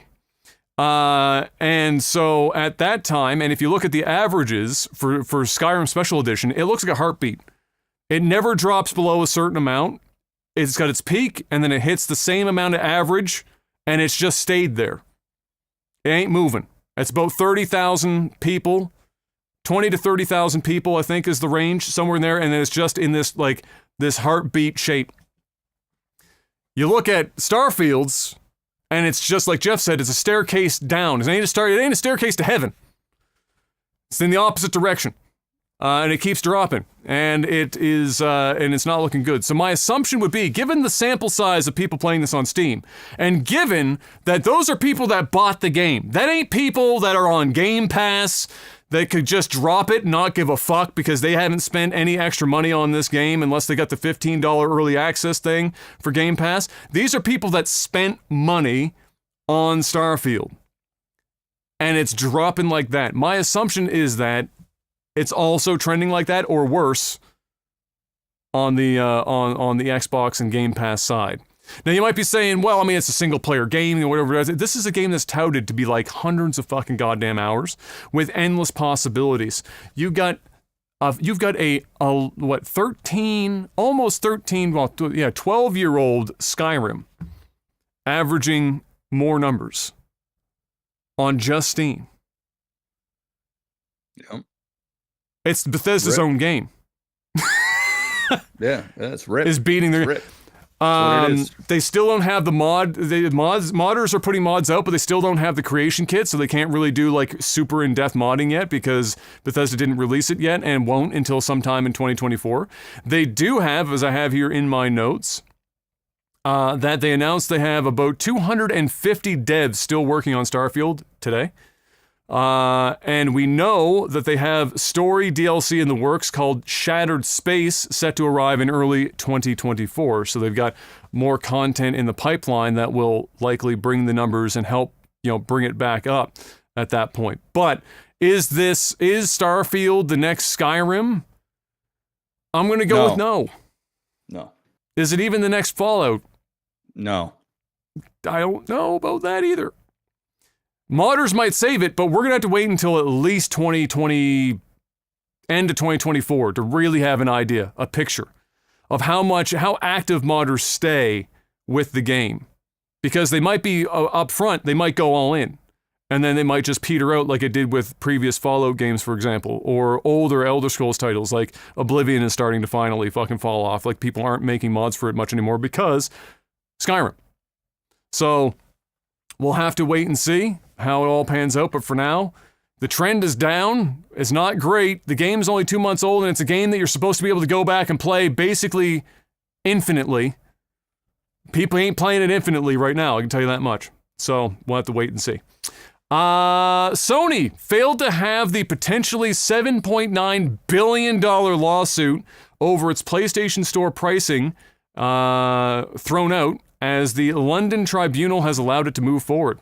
So it seems like this lawsuit, which has been submitted, is based upon something that's kind of similar to what we saw with the Apple and Epic Store debacle, where there was a big discussion around the walled garden shit that Apple was doing, where they were charging everyone 30%, even if it was in-game transactions, things of that nature. It was 30% flat fee. And so it seems like it's very similar to that, where Sony was walled gardening the PlayStation Store 30%. And obviously, they're, if Apple got taken to task for it, obviously Sony is going to get taken to task for it. And that's what's happening. They tried to get it thrown out. No dice. It's moving forward. And I think it's safe to say that regardless of the outcome here, if it does manage to go too far in, Sony does Sony even have $7.9 billion to just freeball right now? I mean, Sony? Like that, but like for the PlayStation brand, like that's a big fucking, It's a big number. That's a big number. Like, that's a substantial number. So it will be. It's not like they ain't got the money, but they ain't gonna want to spend it. No, for sure. This. Yeah, this isn't Microsoft where you've got hundreds of billions of dollars just laying around in funds. Sony makes money, but they're not sitting on mountains of the shit. Yeah, ain't quite Musk. the same. No, they're not in the same way. That ain't it. So we'll have to wait and see. We don't know. I don't know any more than that. We'll have to wait and see when the court dates are, etc. We'll have some updates here and there. If this does continue to go through, that's an interesting thing to track for sure. See if that happens and how much of a fine. That's a maximum $7.9 billion. If it went all the way through, I'd be shocked if it was the full 7.9. They might get hit with something. I can't even possibly fathom it being a full thing. But if it did, yikes. And that's it, Mr. Black. It's time to do a little bit of a sellout. Patreon.com/legtv. Head on over there. If you guys want to support the podcast, what we do. You can do it for as low as $1 all the way up to as much as you like. So make sure you do that. Or you can also grab NordVPN. We do a little thing right now where if you get a new NordVPN subscription using the promo code OTT, take a screenshot of that order and then send us that and a StarCraft 2 replay of your choice, 30 minutes or under. Doesn't matter what type of game it is, and we'll guaranteed cast it for you. Some people have been taking advantage of that. It's a great way to support us, great way to get a little kickback. Plus, you get NordVPN. You can stay safe. You can stay anonymous on the internet. You can watch different regions of Netflix and other streaming services at the click of a button.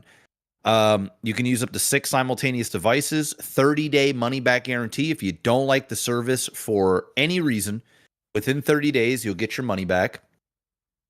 And guys, I mean, have anonymity when you're on the internet. This thing does so much. I mean, you can run threat protection, which is it's part of a desktop app that just works for your desktop. That when you're running your computer, you're doing your everyday stuff, it will detect malware, remove it. It'll get rid of malicious pop-ups. It'll just make your browsing and your computer experience safer for sure. And it also works, not the threat protection, unless they've changed that. It was a desktop-only app, probably still is, because I haven't been told otherwise. But for the actual VPN itself, the virtual private network, you can use it on more than just your desktop. We're talking your Mac, your PC, your laptop, your iPad, your Android, your iOS. I mean, you can use it on virtually everything. It's super easy. It's a click of a button. I use my NordVPN every day. I've streamed with NordVPN. I've gamed and streamed at the same time. It works flawlessly. There's no drops. There's no the whole VPN went down for 5 seconds, which just ruins your internet connection. None of that. It is literally, I stream with it. So I could stream for 10 hours straight. No bitrate issues. None of that stuff. Doesn't shut down. Just keeps going. Does what it needs to do. Very, very fast servers. Super easy to set up. And they support us. So why not? Use the promo code OTT. Get a massive discount. Plus 4 extra months when you use that promo code. So head on over there at nordvpn.com/OTT. If that's too much work for you, you can come to the video, this live stream, this podcast. It's in the description. Just click on the link. It'll take you right to the page. Go ahead and get your thing. Shout outs to NordVPN. And now it's time for movies and TV. After the less than well-received Avatar movie from M. Night Shyamalan Ding Dong, the new live-action teaser, which I actually have written in, that is how I spelled it in the notes. You actually have it written in there, Shyamalan Ding Dong. He's like, I'm not missing this joke. I'm writing the joke in. It's in there. It's in there. I'm writing it in, and I'm reading it. The new live-action teaser from Netflix got a trailer this week that's been a fair bit better received, at least so far. We'll see what happens when it gets released. For now, good reception. That being said, the bar, not high. It's low. It's low. It's a low bar. I walked out of that movie in theaters. Oh, God, I walked out. And I walked out of maybe 3 movies in my life. Do you remember all of them? I know 2 of them. I walked out of Borat, and I walked out of Avatar, and there was one other one. The Last Airbender, to be specific, or like the one the M. Night Shyamalan did. It was the M. Night Shyamalan Ding Dong one. Yeah. Fuck. I forget the other one. But I walked out of 3 movies in my life, and Avatar, Shyamalan Ding Dong one, it was one of them. It's rough. Yeah. It's rough. It was bad. It was like a lot of people like always make the joke about, you know, like with The Matrix, like we'll just pretend that 2 and 3 didn't happen. I've always thought that was maybe extended just a little bit. Like, yeah, I mean, obviously it probably should have just stopped at 1, but you know, they were still enjoyable. Okay with 2. I was okay with 2 and 3. Yeah, we pretend 4 didn't happen. We definitely pretend 4. Even they Did pretended. Yes, absolutely. We talked about the podcast. The movie was awful. Oh, it's terrible. They didn't want to make it. It was like it was all a fucking meme. It was a waste of everyone's time. It was embarrassing to watch. So we pretend that one didn't happen for sure. Legit. But like legit. with this Avatar movie, we really pretend that never happened. But this one, maybe it will, you know. Dragon Ball Evolution. I didn't walk out of the theater, but I did watch the whole thing. Oh my god! I was not happy about it. You probably should have walked out of the theater on that one. Yeah, but you know what? I'm such a diehard Dragon Ball Z fan that I'm like, I'm seeing this through. But man, that was bad. Oh man, that was bad. And apparently, the last little bit of news here, apparently Pedro Pascal has been shortlisted to play Reed Richards in the 72nd Fantastic Four reboot. Fantastic Four might be the only property I'm aware of that's had more reboots than The Last of Us. Is this 4? Ironically? I don't know, bro. Are we ironically on the 4th reboot of Fantastic Four? There's definitely been a few, that's for sure. There's definitely been a few. Did you see Jim Carrey's getting ready to film his Grinch 2? No shot. They really convinced him to do that? Really? Well, he had to. This is what Kayla told me, because I just saw it on like a movie video I was watching where they made the announcement. I'm like, no, there's no fucking way he's doing this. Yeah. So then I went on Google and I looked it up, and lo and behold, Jim Carrey is doing the Grinch 2, and apparently he had to go through some sort of psychiatric. He had to go through some sort of thing because he had such a horrible experience doing the first one. Oh, with into the amount of makeup that they put on him that he felt like he was suffocating and literally like dying. Yeah. Because he'd be there for hours, and he was like, by the time it was done, it was like he said it was like a 7 or 8 hour process to get into it. He said he was in it for hours. But I guess apparently the thing that's saving him now is the advancements in CG and fucking, so they don't have to do as much. Yeah, I mean, obviously they're probably going to paint him green and fucking, it's just the nose will be done and stuff. Exactly, but he won't have they'll be able to CG all that fucking shit. You know what I'm saying? Like, look what they do with superhero movies, right? Yeah, apparently that's happening. So I just read about that like 2 days ago. Holy shit. Yeah. Jim don't know what the story's going to be about. No idea. Yeah, how do you I mean, that's new. We're treading proper new ground now. Yes. I mean, that's the sequel. What the fuck is the sequel to The Grinch? Exactly. Yeah. This is what I've heard. This is what I've heard. And then oh, wait a second. Updated news. As of 3 hours ago, Jim Carrey kills the Grinch 2. Oh no! Apparently now it's not happening. Wow. Okay. Well, fucking A. Look at that. Just when I thought Jim was coming back to form and whatnot, I guess he wants to paint some more pictures. Either that or do more Sonic movies. They're probably paying him fucking... Yeah, they're paying him well for that. Although I have to imagine a Grinch 2 makes him a reasonable amount of money. Tens of millions. Yeah. He ain't doing that. He ain't... Dude, I wouldn't be surprised if he's getting paid $10+ million to do Sonic. Easily. Oh, for sure. He's probably getting paid $20 million. It's probably just like base. I do 20. It's 20. Grinch is probably like 30 for the Grinch. He's probably getting paid a shit ton of money, right? Yeah. It's like Robert Downey Jr. going to redo Iron Man, right? Yeah, Like when he eventually goes back, they're going to pay him like $50 million. They were already paying him $50 million, so Yes. it's going to be that's the 50 entry million point. plus back end. Yeah. Yeah. Crazy. There you go. Anyway, and now it's time to move on to Tech support. Patreon.com/LikeTV is the place to go if you want to financially support the podcast. As Mr. Black was just talking about in the sellout portion of the show, for $5 or more a month, you get a couple of perks, but chiefly you get to ask us a question on a post that I put up before the podcast called Tech Support, where you ask us questions and we give you answers. Let's see what we got this week. Oh, Yolth asks, should Blizzard take Starcraft in a new direction besides RTS? What would you want to see in terms of a story and gameplay? None. No. It's RTS or it's nothing. Which means it'll be you don't want to nothing. see like the canceled No. that what was it going to be called again? Fucking Ghost? Ghost, yeah. No. Yeah, I agree. Starcraft, I don't know. Starcraft works as an RTS. It doesn't work as an action adventure. Doesn't work as an MMO. It doesn't work as a space opera. Because the only thing that I can think of outside of I'm thinking Star Wars, Star Trek, fucking Starcraft. Yeah. The only thing that I can think that Starcraft would be in a movie form, a TV form, or a video game form outside of RTS would be like Starship Troopers. I think it would come off cheesy, bad. It's just nobody's going to give a fuck. Nobody. All of the RTS fans are going to despise it.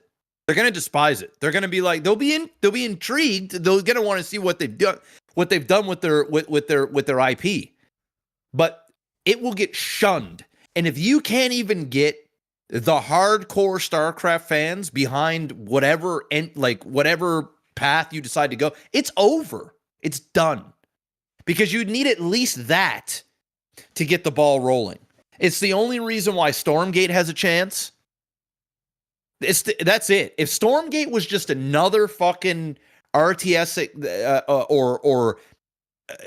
it was just another RTS game, and it didn't have the same type people with the same influencers pushing the shit, game would be dead. And that's an RTS. I don't want to see StarCraft. Microsoft? No.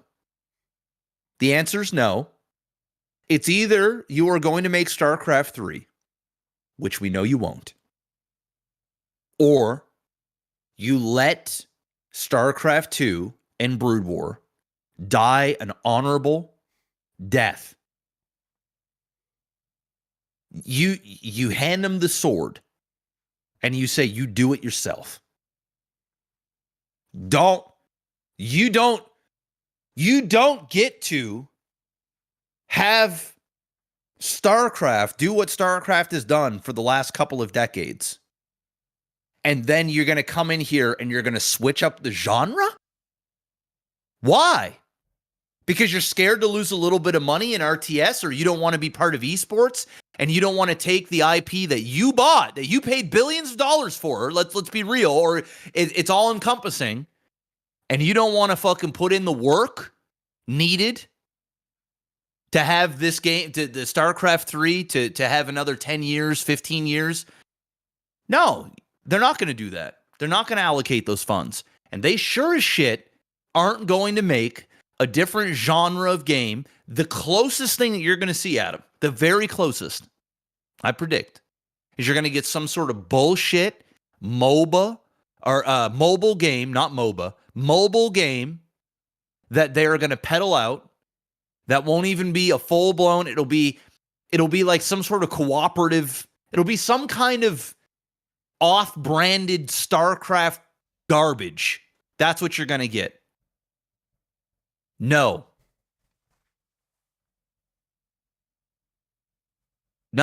I agree. I don't even have anything to add to that. I just agree. I don't think you can do... Like, on paper, it looks like, you could, on paper, it looks like you could, from the position of, like, a Marine, and you could tell the story of a Marine in the confines of, like, the StarCraft universe, that the story that's happened, but now you're seeing it from the position of like your grunt, your marine kind of a situation, and so it's the marine versus the Zerg. You know, you're in there in the trenches fighting Zerglings, and then Hydra, and then obviously a boss. All of a sudden, Ultralisk is on screen. It takes up fucking half the screen, and you're just doing whatever you can, and shit's Could you do it? Yes. Would it be a sane idea right now with Blizzard doing what they've been doing? No. I do not think so. It'll never happen. It just won't happen. I'm predicting it. It just won't happen. I fully believe that StarCraft 2 will be the last StarCraft IP that you will ever get. Ever. And I think at the very best, I mean, we're talking like you've been told you have 12 hours to live. And then you wake up the next morning and they say, you know what? It's a miracle. You're alive. You have a new perspective on life. Go. Just go. And that would be them going, we're not going to make StarCraft 3. We're not going to make whatever other StarCraft side shit show, right? But what we will do is we will support the StarCraft 2 scene again. We will give you X amount of dollars that we won't run. ESL, fucking GSL, fucking BSL, fucking HSL, fucking ZSL.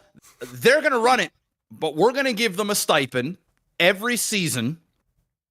And we're going to try and keep this game alive and relevant. And we're going to do a balance patch once every 6 months or once a year. That right there is best case scenario. And that won't even happen. It just won't. Because Microsoft is in the business of ROI, return on investment. And StarCraft IP has historically proven that it don't make money. It doesn't. It doesn't make money. If it made money, the game would still be thriving, it would still be growing, or at least it wouldn't be dying.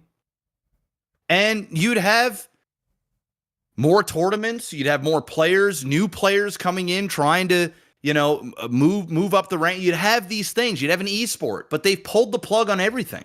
And I'm just a realist. I want StarCraft 3 to happen. I want them to support StarCraft 2. If all of these things happen, I wouldn't have left StarCraft in the first place. I wouldn't have gone anywhere. This shit is dead, guys. And I think this is only a conversation because Microsoft bought Blizzard. And now people are going, well, now maybe there's a chance. Maybe there's a chance now. I think now more than ever, it's even more likely to be dead than what it was before. That's my 2 cents. Could I be wrong? Yeah. Am I going to be wrong? Probably not. Probably not. You want an RTS, wait for Stormgate. That's pretty much what those are your options. Or keep enjoying StarCraft 2. There's still a fan base there. There's still a player pool there. You still have your game, and you probably will for a few more years to come. Go and enjoy it. StarCraft, the IP, is gone. The faster you realize that, that's like somebody saying, Heroes of the Storm. Maybe we can get Heroes of the Storm back. Maybe we'll get another Heroes of the Storm. Heroes of the Storm 2. And this time it'll be more league-like and more competitive. Dude, it's dead. It's over. If it ain't WoW, I mean, fucking Overwatch is barely surviving. Do you expect them to make a StarCraft? At most, they bought they bought Blizzard and they saw all the ghost assets and all this fucking shit because they bought it all. And they might go, maybe we can do something with this. I don't know yet. We'll just say a buzzword, StarCraft, at a panel somewhere. Some random StarCraft 2 diehard fanboy's like, yo, Philly, what about that StarCraft game? Be like, yeah, I like StarCraft. You see, there's a chance. It's happening. Nah, bitch, it ain't happening. It ain't happening. Listen. StarCraft. I mean, StarCraft waned for a number of reasons, not least of which it was just time, naturally. But and then and with that time, a shift in esports that was driving a lot of competitive gaming at the time in 2012 through 2015 specifically, that block of time, that 3-year period, a lot of the biggest, most successful games were built on the back of an esport, which is why Blizzard tried to create that with Overwatch, and it didn't fucking work. And ironically, this is like Blizzard. I don't know with Overwatch if they were trying to avoid what happened the last time or back in the 90s with Brood War, where the Korean government literally like stiff-armed them and said, you want, like, we're already, like, because they were doing it on national television and shit, like they had a full thing all built out and with no permissions, no nothing, like and Blizzard only found out about it after this was all happened, because again, this is in the 90s and shit, like with it's not like the fucking internet right now. And the Korean government was like, nah. Tough shit. What are you gonna do? What are you gonna do about it? What are you gonna do about it? What are you gonna do about it? You'll do nothing. And eventually they just, I'll call my neighbors up north. But you know what? You want to talk some shit? They fucking crushed it, though. They fucking crushed it. Of course they did. They crushed it. They did. Because the esports scene created them, like it created itself. And then Blizzard Blizzard saw that happen with Starcraft 2. It pretty much fed itself. And then at some point they came in and they decided that they were going to be better at it than everyone else. And they weren't. And they fucking destroyed everything. StarCraft 2 was already getting to the point where it was starting to like falter against Brood War back in Korea. Like, it never took off in Korea the way that StarCraft Brood War did. But it was faltering in the West and in Europe to League of Legends, and then they came in and fucked it up. Like, there's nothing. I need to reiterate this to people before moving on to the next question, is that this is true for most big developers, that you had make some of your favorite games growing up, or even as late as 2005, 2007, 2010, in that neck of the woods, before the games as a service apocalypse that we've experienced since 2015. Yeah. There is essentially nobody at these companies today that were involved in any capacity that mattered for any one of the games that you're talking about. So when somebody says Blizzard, they have in their mind Blizzard from 1997 through 2007 to maybe 2010 if you want to include the launch StarCraft 2. And even Heart of the Swarm, they were starting to show that they were they lost a few screws. But that decade, that's where they're at. They're in the StarCraft, the Brood War, the Warcraft 3, the Frozen Throne, the World of Warcraft. That's where they're at in their head. That shit don't exist. They ain't there. It's gone. Those people aren't there. That's done. You have an almost completely new entity from top to bottom. You've almost swapped everyone out, and it's very similar in other places as well. BioWare, things like all these like that make the games that people are like, oh my god, that built the temple that corporations came in and stuck their filthy little fucking like disease-ridden penis into and destroyed and made them all make like it just killed them. Now they don't exist anymore. Killed all the passion. became a big corporate. Fucking then people shithole. leave. They leave the company. They're like, fuck this. This is not what we were doing when we didn't sell out. And you know what? At the end of the day, hey, Michael Morhaime did what he had to do. You know, he did what he had to do, and he had a very successful career. I mean, I respect Mike. Of course, I respect Mike. Of course. And listen, you can't blame him for selling his shit to Activision Blizzard or Activision.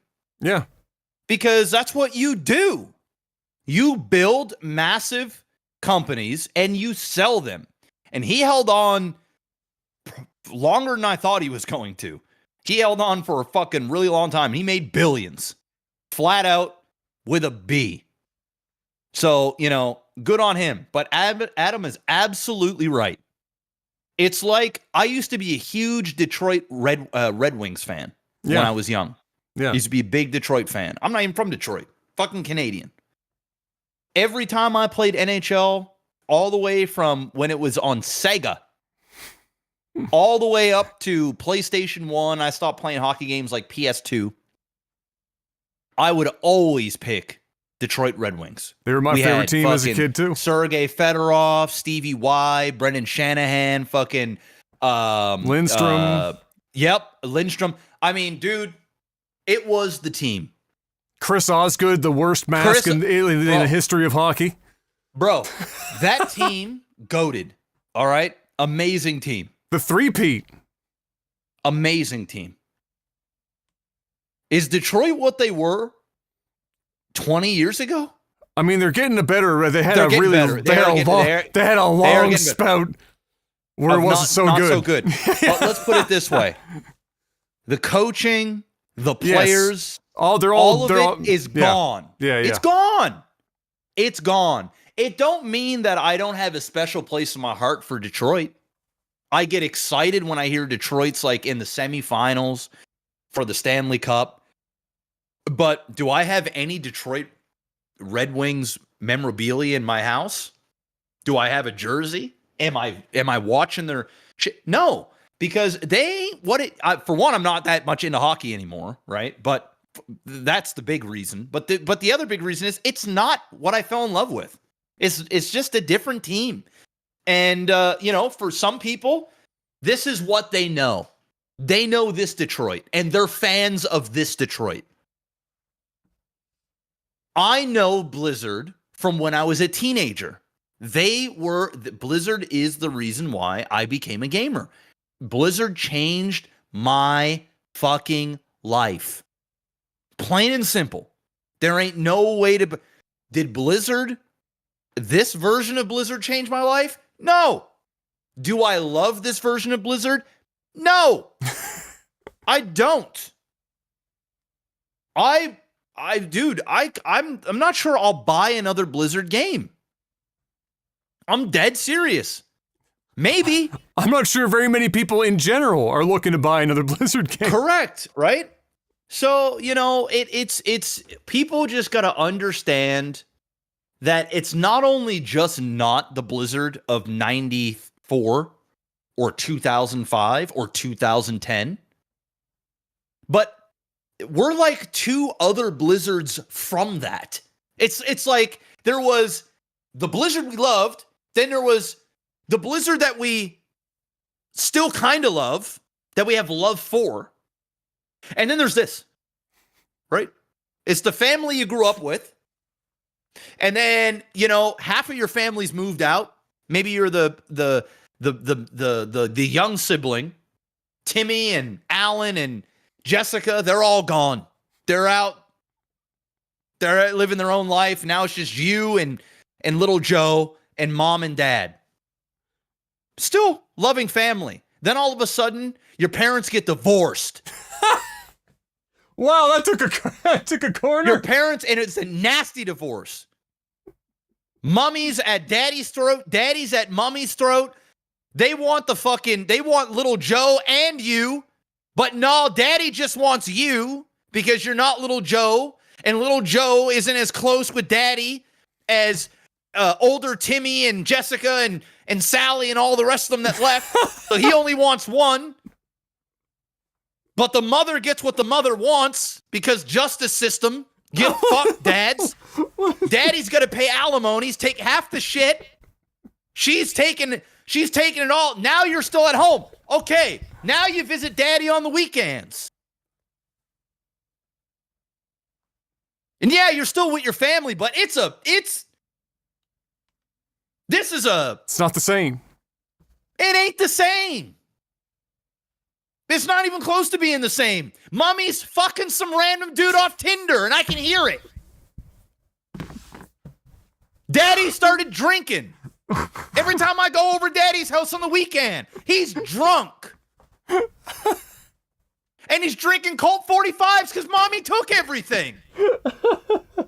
That's where Blizzard is. It's a dysfunctional family. But they're family, so you still got love for it. But my God, you got to dig for that. And you got to go through therapy and shit. And therapy costs a fucking fortune. And so you mommy only go took twice. everything. And mommy took everything. So what are you gonna do? That's where we're at. And the sooner that all of the Blizzard fans out there come to the realization that that is where Blizzard is, the better off you're gonna be. It's time to move on. It's time to move on. Can Blizzard make a comeback? Sure. Sure, they can. But with how the gaming industry is in 2023, the multi-bagillion dollar investment that they made in buying that brand, and guess what? They didn't buy it for Starcraft. That wasn't even on the fucking table. When they went up there and somebody had the whiteboard and they're like, all right, guys, we're going to spend 25% of Elon Musk's net worth. We're doing it for WoW. We're doing it for WoW. Call of Duty and King. Now, we've got all this other sub-level shit. Like, we've got a Hearthstone over here. I think there's 4 people working on that. We've got Diablo. That's going to be good. We got Diablo. Still, some people like that one. So, like, we have to make a Diablo. All right. Got that. But we're not super excited about it, but it makes money. We're going to do that. Then you've got another rung underneath that. And in there, you've got some of your mobile games. Then you've got, like, remasters of old Call of Duties. Then under that rung, you've got Starcraft. It's chilling there. Like, what's the Starcraft game? Everybody on the board goes, oh, you know what? I think I played that like 20 years ago for... I think I played that on the computer or some shit. I don't know. I remember that game. Those Koreans, man, they really like that. I think they're really good at that game. Is that the one that Captain Kirk is in? No, yeah. Is it? Or was that Luke Skywalker? Yeah, I don't know. And then there's one guy there, Philly. He pipes up and he says, yo, I like StarCraft, but I like Brood War. I don't know what this thing is.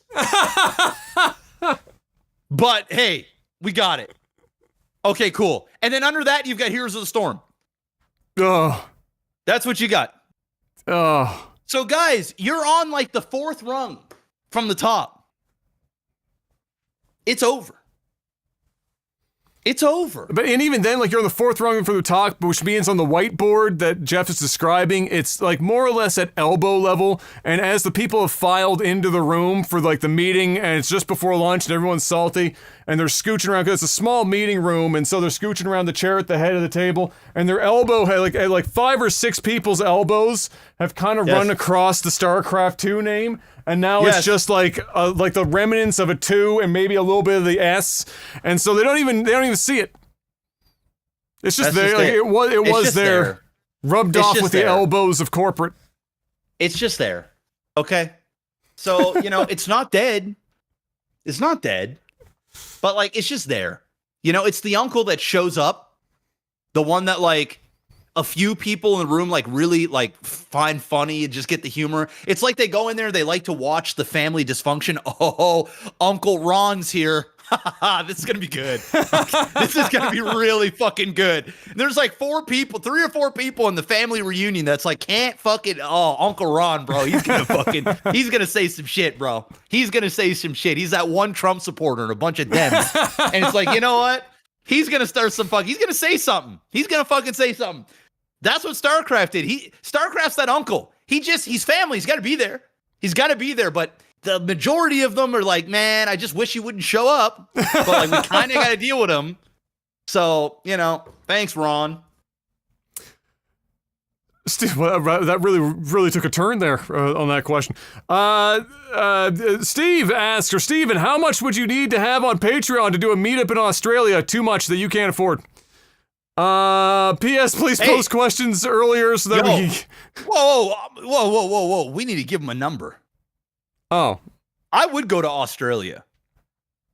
Sure. I would. 10 grand? On the Patreon. I was going to 25.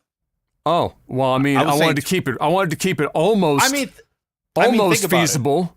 Okay, 25 between the two of us. So that's 12 and a half piece. We're still, 12 and a half. It'll cover the plane ticket. Yeah, well, it'll cover the plane ticket. Oh, you're going for 12 and a half. Okay, yeah, I get you. Yeah, $12,500. It'll get you the plane ticket. And you if you're going to Australia, you got to go for at least 10 days. I'm not trying to fly to the other side of the fucking world. Goddamn planet. No. To go there for fucking 4 days. It ain't happening, bro.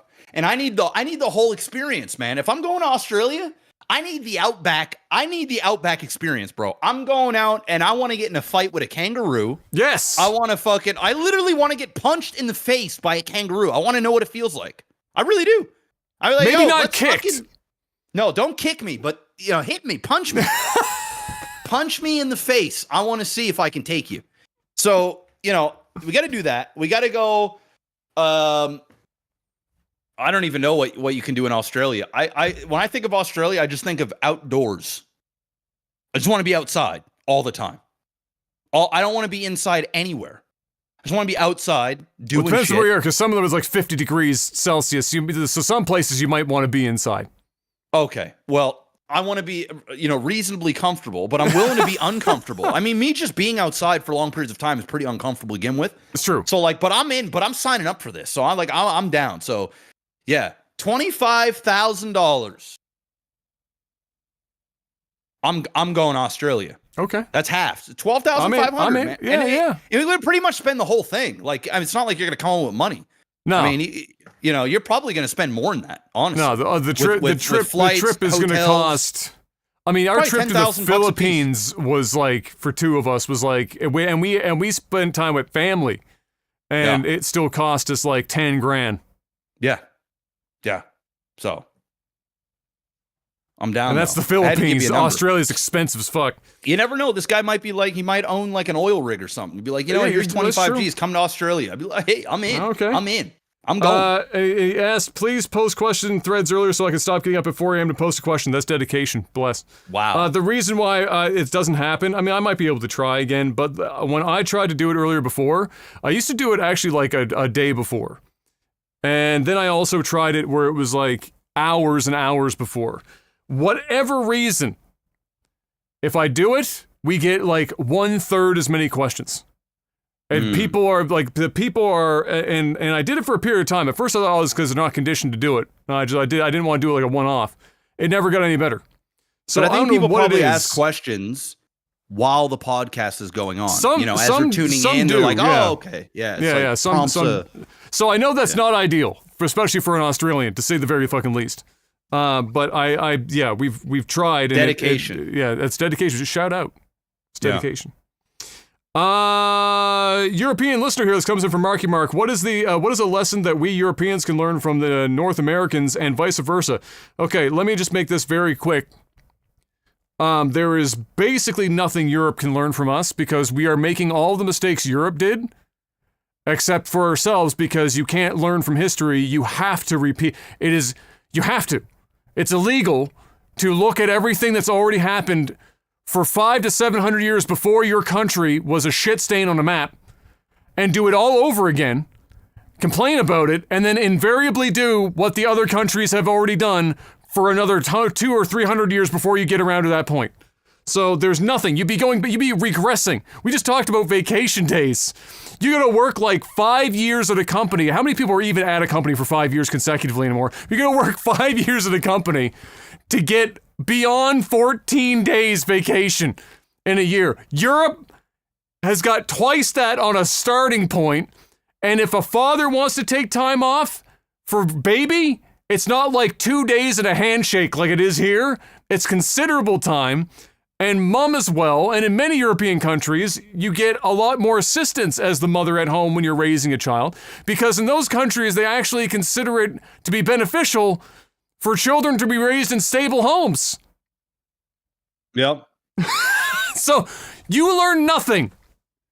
Zero. Honest to God, there is nothing off the top of my head anyway that I can think of readily that other than like, you could pick like weird habitual shit in very specific European countries that are maybe like silly.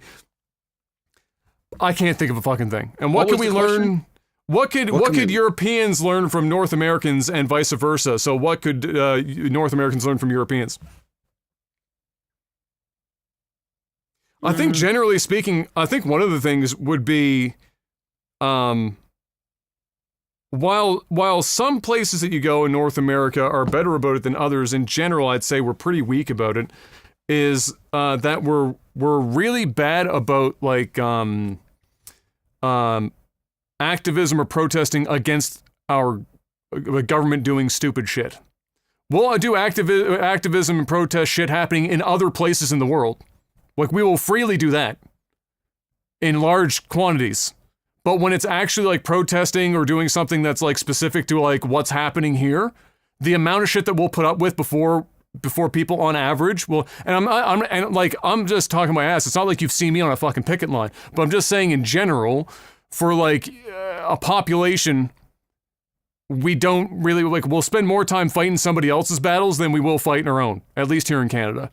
And so that could probably change. Like, we could be a little bit more like the French. Like, when the French are fucking over their government, like, it's the one thing I gotta hand the French. When the French are over their government, those motherfuckers light that shit on fire. They're relentless. Literally. Relentless. Yes. Pictures of the last ones where people are casually having an espresso while cars and shit are on fire in the background and nobody's batting an eye because they know what it's about and they're just like fucking going about their... That's hard as nails. You need to get that, like, that's fucking important.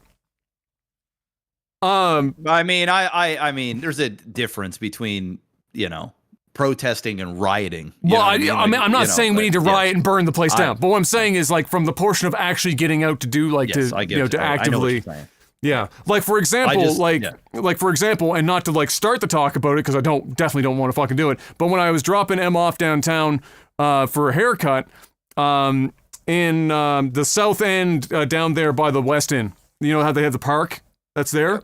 That's one of the places in the city where the city has designated that if you want to do large-scale group meetups, megaphones, the whole 9 yards, they've designated that zone there so that they know they can be like, okay, we can send a couple of police officers over just to make sure that shit doesn't fucking go ham, and it'll happen there.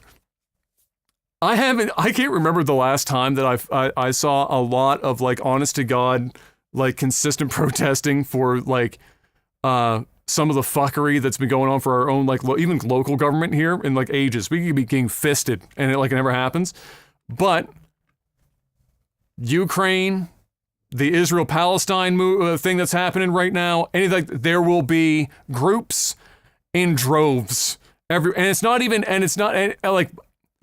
And obviously in that instance, there are always people that are from those places or their families from those places, so it makes sense for they're there. But there's also, like, 30 to 50% of the people there are just, like, somebody looked outside their window, saw something going on, got a cardboard box, cut off a side of it, and just went out.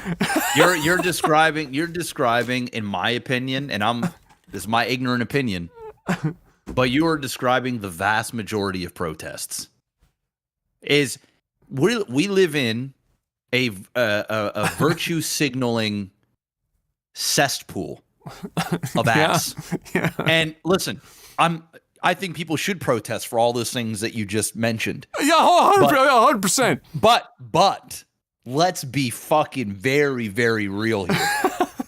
A lot of the people that you see that are up in arms couldn't fucking, if you were like one of those, they don't know anything about they don't know anything. Well, they don't know fuck all. Like, you could be like that guy or gal that interviews people on the streets and be like, dude, okay, what is it, Channel 5, like the legendary YouTube dude, like Channel 5 or whatever the fuck? He's back, by the way. I watched like 3 more of his videos. Dude's a fucking god. Bro, you go down there and you ask somebody, yes, hey, what are you protesting for? And they'd be like, oh, I'm protesting for Black Lives Matter. Oh, okay. Well, can you tell me a little? George Floyd! What? George Floyd! They killed that motherfucker in cold blood! White people are horrible! The person saying it's white at the... Yes, 100% they're white! What do you mean? I thought that was a given. We don't even need to add that in. Dude, during the Black Lives Matter movement, which I never supported, by the way. I just obviously I feel like it was one of those things where it started with good intentions and then it got co-opted by a bunch of crazy people. Well, I could talk about that forever. Obviously, I was upset about seeing what happened to George Floyd. Obviously, yes. But dude, I can't tell you how much it irks me to have somebody white tell me how you black, should, how I should feel about white people. Is there It's anyone more offended on Earth for other people than white women though? No. Like dude. Bro, I can't count. I actually can't count how many times it's happened. I can't count. Where, dude, it'd be like, I remember told, and even some of my black family, like I remember I was at some sort of thing. I think it was like my grandfather's 80th birthday, or there was a whole bunch of fucking family there. And I think at the time it was Black Lives Matter something. And I've got some black family. Like we're talking black. Black. Yeah. Like we're talking like what just alive authentic, during the Black Panther kind of correct, right? And we're talking about like the type of black, and I don't have a lot of black family that's like this, but I do have a few black family members that are definitely all about black culture. They're well adversed with black history. They're the type of people that'd be like, I want reparations. You know what I mean? Like we're talking the type of black that like I would border. I don't really want to say racist, but like definitely racist is definitely not the word to use. That's a bit, but we're approaching it. Short fused. Yeah, we're talking we'll definitely stereotype you. Yes. Right? Basically we'll have their guard up. And the moment that you make you say the wrong thing, you do the wrong thing, I'm putting you in that pile. Like you're there, and I don't know if you're getting out. I definitely have a few of them. Not many, and some have changed big time. I mean, dude, my grandmother was extreme racist. Kicked my mom right out of the fucking trailer. Gone. We're talking white trailer trash type shit. And that's coming from a black dude. And I'm half white. You know what I mean? Like I got, you watch the Trailer Park Boys, like that trailer trash type shit. Oh yeah. That's the type of like crazy shit. Straight up. Your son's black? Get the fuck out of the park. You're not wanted here anymore. So I've seen both sides. I have white side, I have black side, and I can tell you, there is nothing worse than when somebody white tells me that I should be angry about this as a black man. And it also bugs me, not as much, but it bugs me when some of my black friends or my black family tries to tell me how I should feel about what white people do and how they've held us back and all this other everybody knows what's I don't even need to go over it. The narrative, right? Oh yeah. And I get into debates, like not arguments. Sometimes I'll get in an argument with somebody that's white. I'll be like, listen, okay, you don't get a vote. You don't get a vote. You can speak how you feel. I'm not taking away how you feel. And some of your points are correct. But at the same time, don't try and convince me or get angry at me because I don't share the same feelings that you share as somebody of color. You don't get that vote. I can tell you how I feel. You can tell me how you feel. We can agree to disagree, but you don't get angry. So when I wasn't a supporter of the Black Lives Matter movement, which we won't even get into, but I was never on board. They never got a cent of my money. I rolled my eyes just about every time I saw a flag up in somebody's fucking window in fucking Spryfield.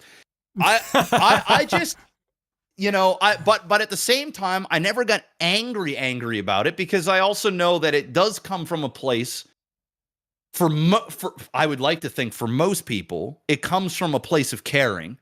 Yes. But at the same time, misplaced. It's misplaced. Yeah. Exactly. So, I don't know how we got there. Oh, the virtue signaling and the fucking all this other stuff. I'm all for protest. I'm not for riots, right? Yeah. I'm not for destroying people's businesses and fucking, No. but let your voice be known. Tell people what you stand up for. Because if you don't, who else is going to do it? You need to get out there, you need to do it, and you need to do it responsibly.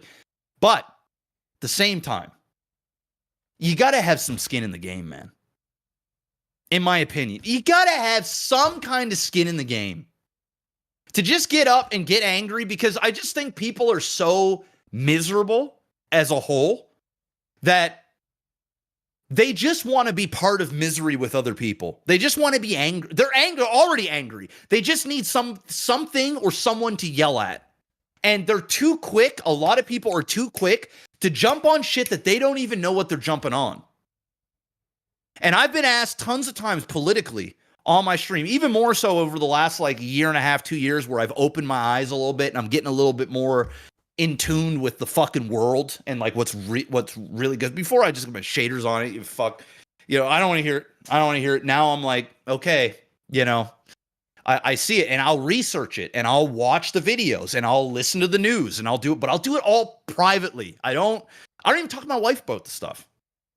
Because she's not educated on a lot of it. I'm not interested in trying to have her feel a certain way about a certain thing because I feel that way. And then I also don't, there are certain things I talk to my wife about, of course, but big issues, because I also don't want there to be an argument, and I also don't want I don't want to have to pick sides.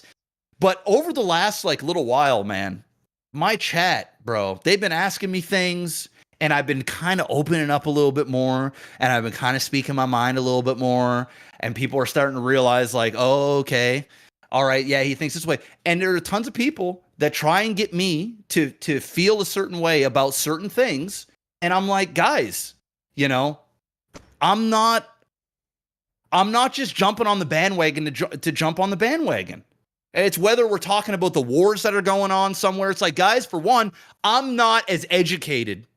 I can't speak on something like that I don't understand. When people have approached me for that one, you know what I say? Just stay out of I it. just prefer people not to die, ideally. Exactly. 100%. Dude, that's literally and what more I say. specifically, and I mean that. Civilians children, that aren't, exactly. Civilians, men, women, children that have nothing to do with, they just want to live a happy, normal life. On either side, people just shouldn't die.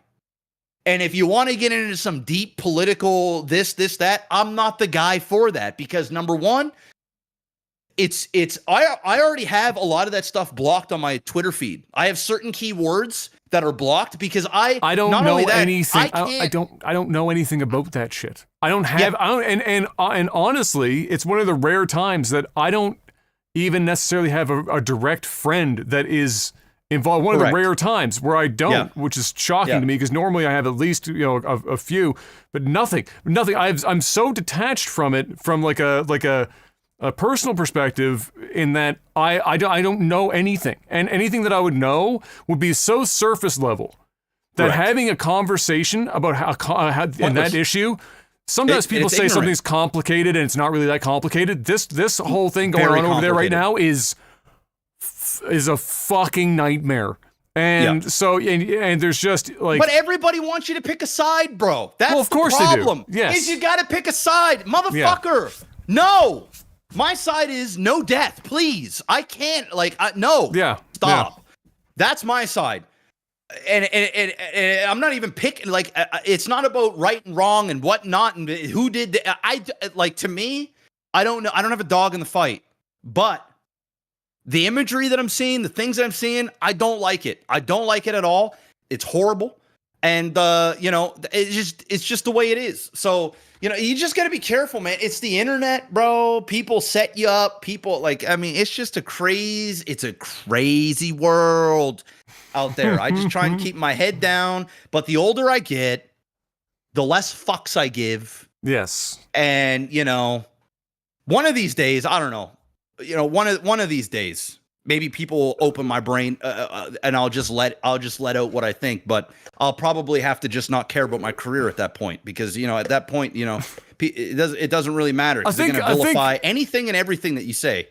I think, well, yeah, but and that's the way to look at it, though. And I think somebody that does it or dances around it relatively well is Asmongold. You know, he will talk about basically anything, and including the war that we've just referenced, and the secret. I think the secret sauce is whenever you discuss it, even if you have some sort of opinions about literally anything at all that's charged, is that if you can at least make some attempt at coming at it respectfully, then even if you like, people are going to come at you True. If they feel that you're ignorant or whatever else. But unless they can find a way, like you can't no matter how hard you try, you know, somebody can't say, well, they were being malicious, and then there's active video of you know, talking about it, and like you can't, there's no evidence of being malicious, then it's fucking whatever. It's just somebody being crazy. And I think we're at a point now where enough people understand that, yes, there are legitimate times in which we have to hold people accountable for doing stupid shit. But there's more I think there's more times where things are out of context and blown out of proportion. And you got to, as a content creator at some point, just say, okay, look, I can talk about it. Maybe I'll choose to talk about it, be respectful as I can about it, even if I'm ignorant about it, make sure people understand. Like, I don't know. I'm going to ask some questions as we talk about this because I don't know the answers. So I just want to know. I'm just curious. There's no criminal nature to being curious and ignorant about a topic that you, for whatever reason, would not have had any contact with previously, but you want to know. Like, it's an important topic. You want to understand it. And a lot of people get scared now. They don't even want to ask questions. Because they ask questions and people go, how do you not know this, and this is happening? Are you under a rock? Why don't you, how are you not supporting this, supporting that, whatever the fuck else? You can't even be honest about your lack of knowledge so that you can become educated even at the point in which you feel like you want to. And you shouldn't have to, first of all, feel that you want to be educated or need to be educated about something. But if it comes across your plate and you're being earnest and respectful about it, nobody gonna. I think you nailed that. Where it's like you shouldn't have to you shouldn't have to feel like you need to educate yourself about people do not have enough emotional battery to be able to shoulder and absorb everything that's happening in the world that's bad, and be able to have a working, in-depth knowledge of all of those topics to both have empathy for and to be able to take a position on absolutely everything, 99.9% of which has zero impact on them and perhaps even their circle of family and friends. Yeah. So like you only have everyone's life has various struggles. Many people substantial struggles as is. Life is already pretty fucking hard for the vast majority of people. So their emotional batteries are pretty much running on E on a daily basis. And their battery power that they have should be spent within their own household so that their household stays together. And if you have at some point managed to accrue enough battery power to project that onto some other issue that's happening halfway around the world so that you've seen it and you feel empathy for people because you're like, oh, this is fucking atrocious, this is awful, this is terrible that's happening, I don't know why it's happening, I want it to not happen because children are fucking suffering and nobody ever wants to see children suffer, and like that, you get that far? Great. You're further than most. But people expect everyone to have a position and empathy for everything. It's literally impossible. The reason why, part of the reason why probably depression and everything else is as high as it is right now, for other than a number of other reasons, is that people are literally trying to apply themselves to so many situations that require empathy and sympathy that are active, draining activities. And there's so much going on in the world, and the internet has drawn all of it to your front fucking, it's not even your doorstep, it's in your fucking hand all the time. You don't get to escape it anymore. Well, and you need to take a position to be part of the conversation. If you don't fucking, if you go on your Twitter right now, somebody is saying something about something. Yes. Whether it's a war, whether it's a movement, whether it's a group of people. Silence is complicity is one of my least favorite fucking terms that become a thing. If you're not talking about this, if you don't say anything, then you're saying everything. You know what I'm saying? That's why. Or I don't fucking know anything about it, and it doesn't affect me. And on top of that, if I say something I don't know anything about it, I think that's worse than not taking a position at all. Correct. Wow. Thank you. That's literally it in a nutshell. It's why I remove so much shit now off my feed. Because I just don't have the mental capacity for it. I just don't. And there are things I care about. And there are people that I care about people. I do, but I don't care. I don't care to have to go into a deep dive on every single thing that pops up on my feed so that I can give you my opinion. It's like that Dave Chappelle fucking skit or whatever, or not skit, the comedy that he did with the special. And he's like, he kind of memed where he's like, he memed on Ja Rule or something. And he's like, let's get Ja Rule's point of view on this. Or some it was shit. like, you know what I mean? Somebody find Ja? Yeah, will somebody find Ja? What does he think? What does Ja Rule think? It's like, what does Jeff think? Dude, you don't, my thoughts aren't gonna be profound. You ain't gonna learn because I'm just not educated on this. You want to ask me about certain things? Maybe I can help you out with that. But when it comes to these bigger global issues, man, like for the most part, bro, I'm just not that guy. I'm just not that guy. Especially when you're in a gaming community, you just want to play games and have fun. I'm all for a conversation, and I let it go probably once every 2 or 3 months, where we'll get into some I'll be like, all right, you just got me at the right time. I'm willing to talk. And I even try, when I speak like that, I try to take as neutral of a position as humanly possible. I'll let people know how I think, but I'll be sure to let them know, just because you don't think this way doesn't mean I don't think anything less of you. You're your own individual. You can think however it is that you want to think. And just because I think this way doesn't necessarily mean I'm right. This is subjective, right? This is just my opinion. But for the most part, man, I just got a gaming community. We just want to play games. And I don't want to see my chat people. You know how chat gets, bro. They have anonymity. I don't. They can go and chat and say whatever the fuck they want, however the fuck they want to say it. They can blurt out whatever the fuck. If I say the wrong thing, even if I didn't mean it that way, it's clipped and it's shipped. Right? That's just the way it is. They have the anonymity. I don't. Speaking of clipping and shipping, this is a 2 hour and 36-minute podcast. We have to do Starcraft, and I have to pick up M from work, which means we don't have any more time to answer questions this week for the first time in a while. We made up for it, guys. You didn't have us last week, but now you can split it up and have a couple of days worth of this bad boy. Thank you for stopping by. Hopefully you enjoyed it. We got great StarCraft content coming your way, and more of it about to be recorded. Hit the like button on this video if you haven't already. Share the podcast with people if you think they might enjoy this show. Of course, that goes for anyone listening on the RSS feeds as well. And again, if you're on the RSS feeds and you ever wanted to catch the video format for whatever reason, you're at your desk or whatever, or you want to go back and check something, maybe you've listened to it and you thought there'd be a reaction that you'd like to see, it's youtube.com/Life'sGlitchTV. And then, like any YouTube channel has now, if there's a podcast and they've labeled it, there is a podcast tab on the YouTube channel. YouTube doesn't mention this shit because Google.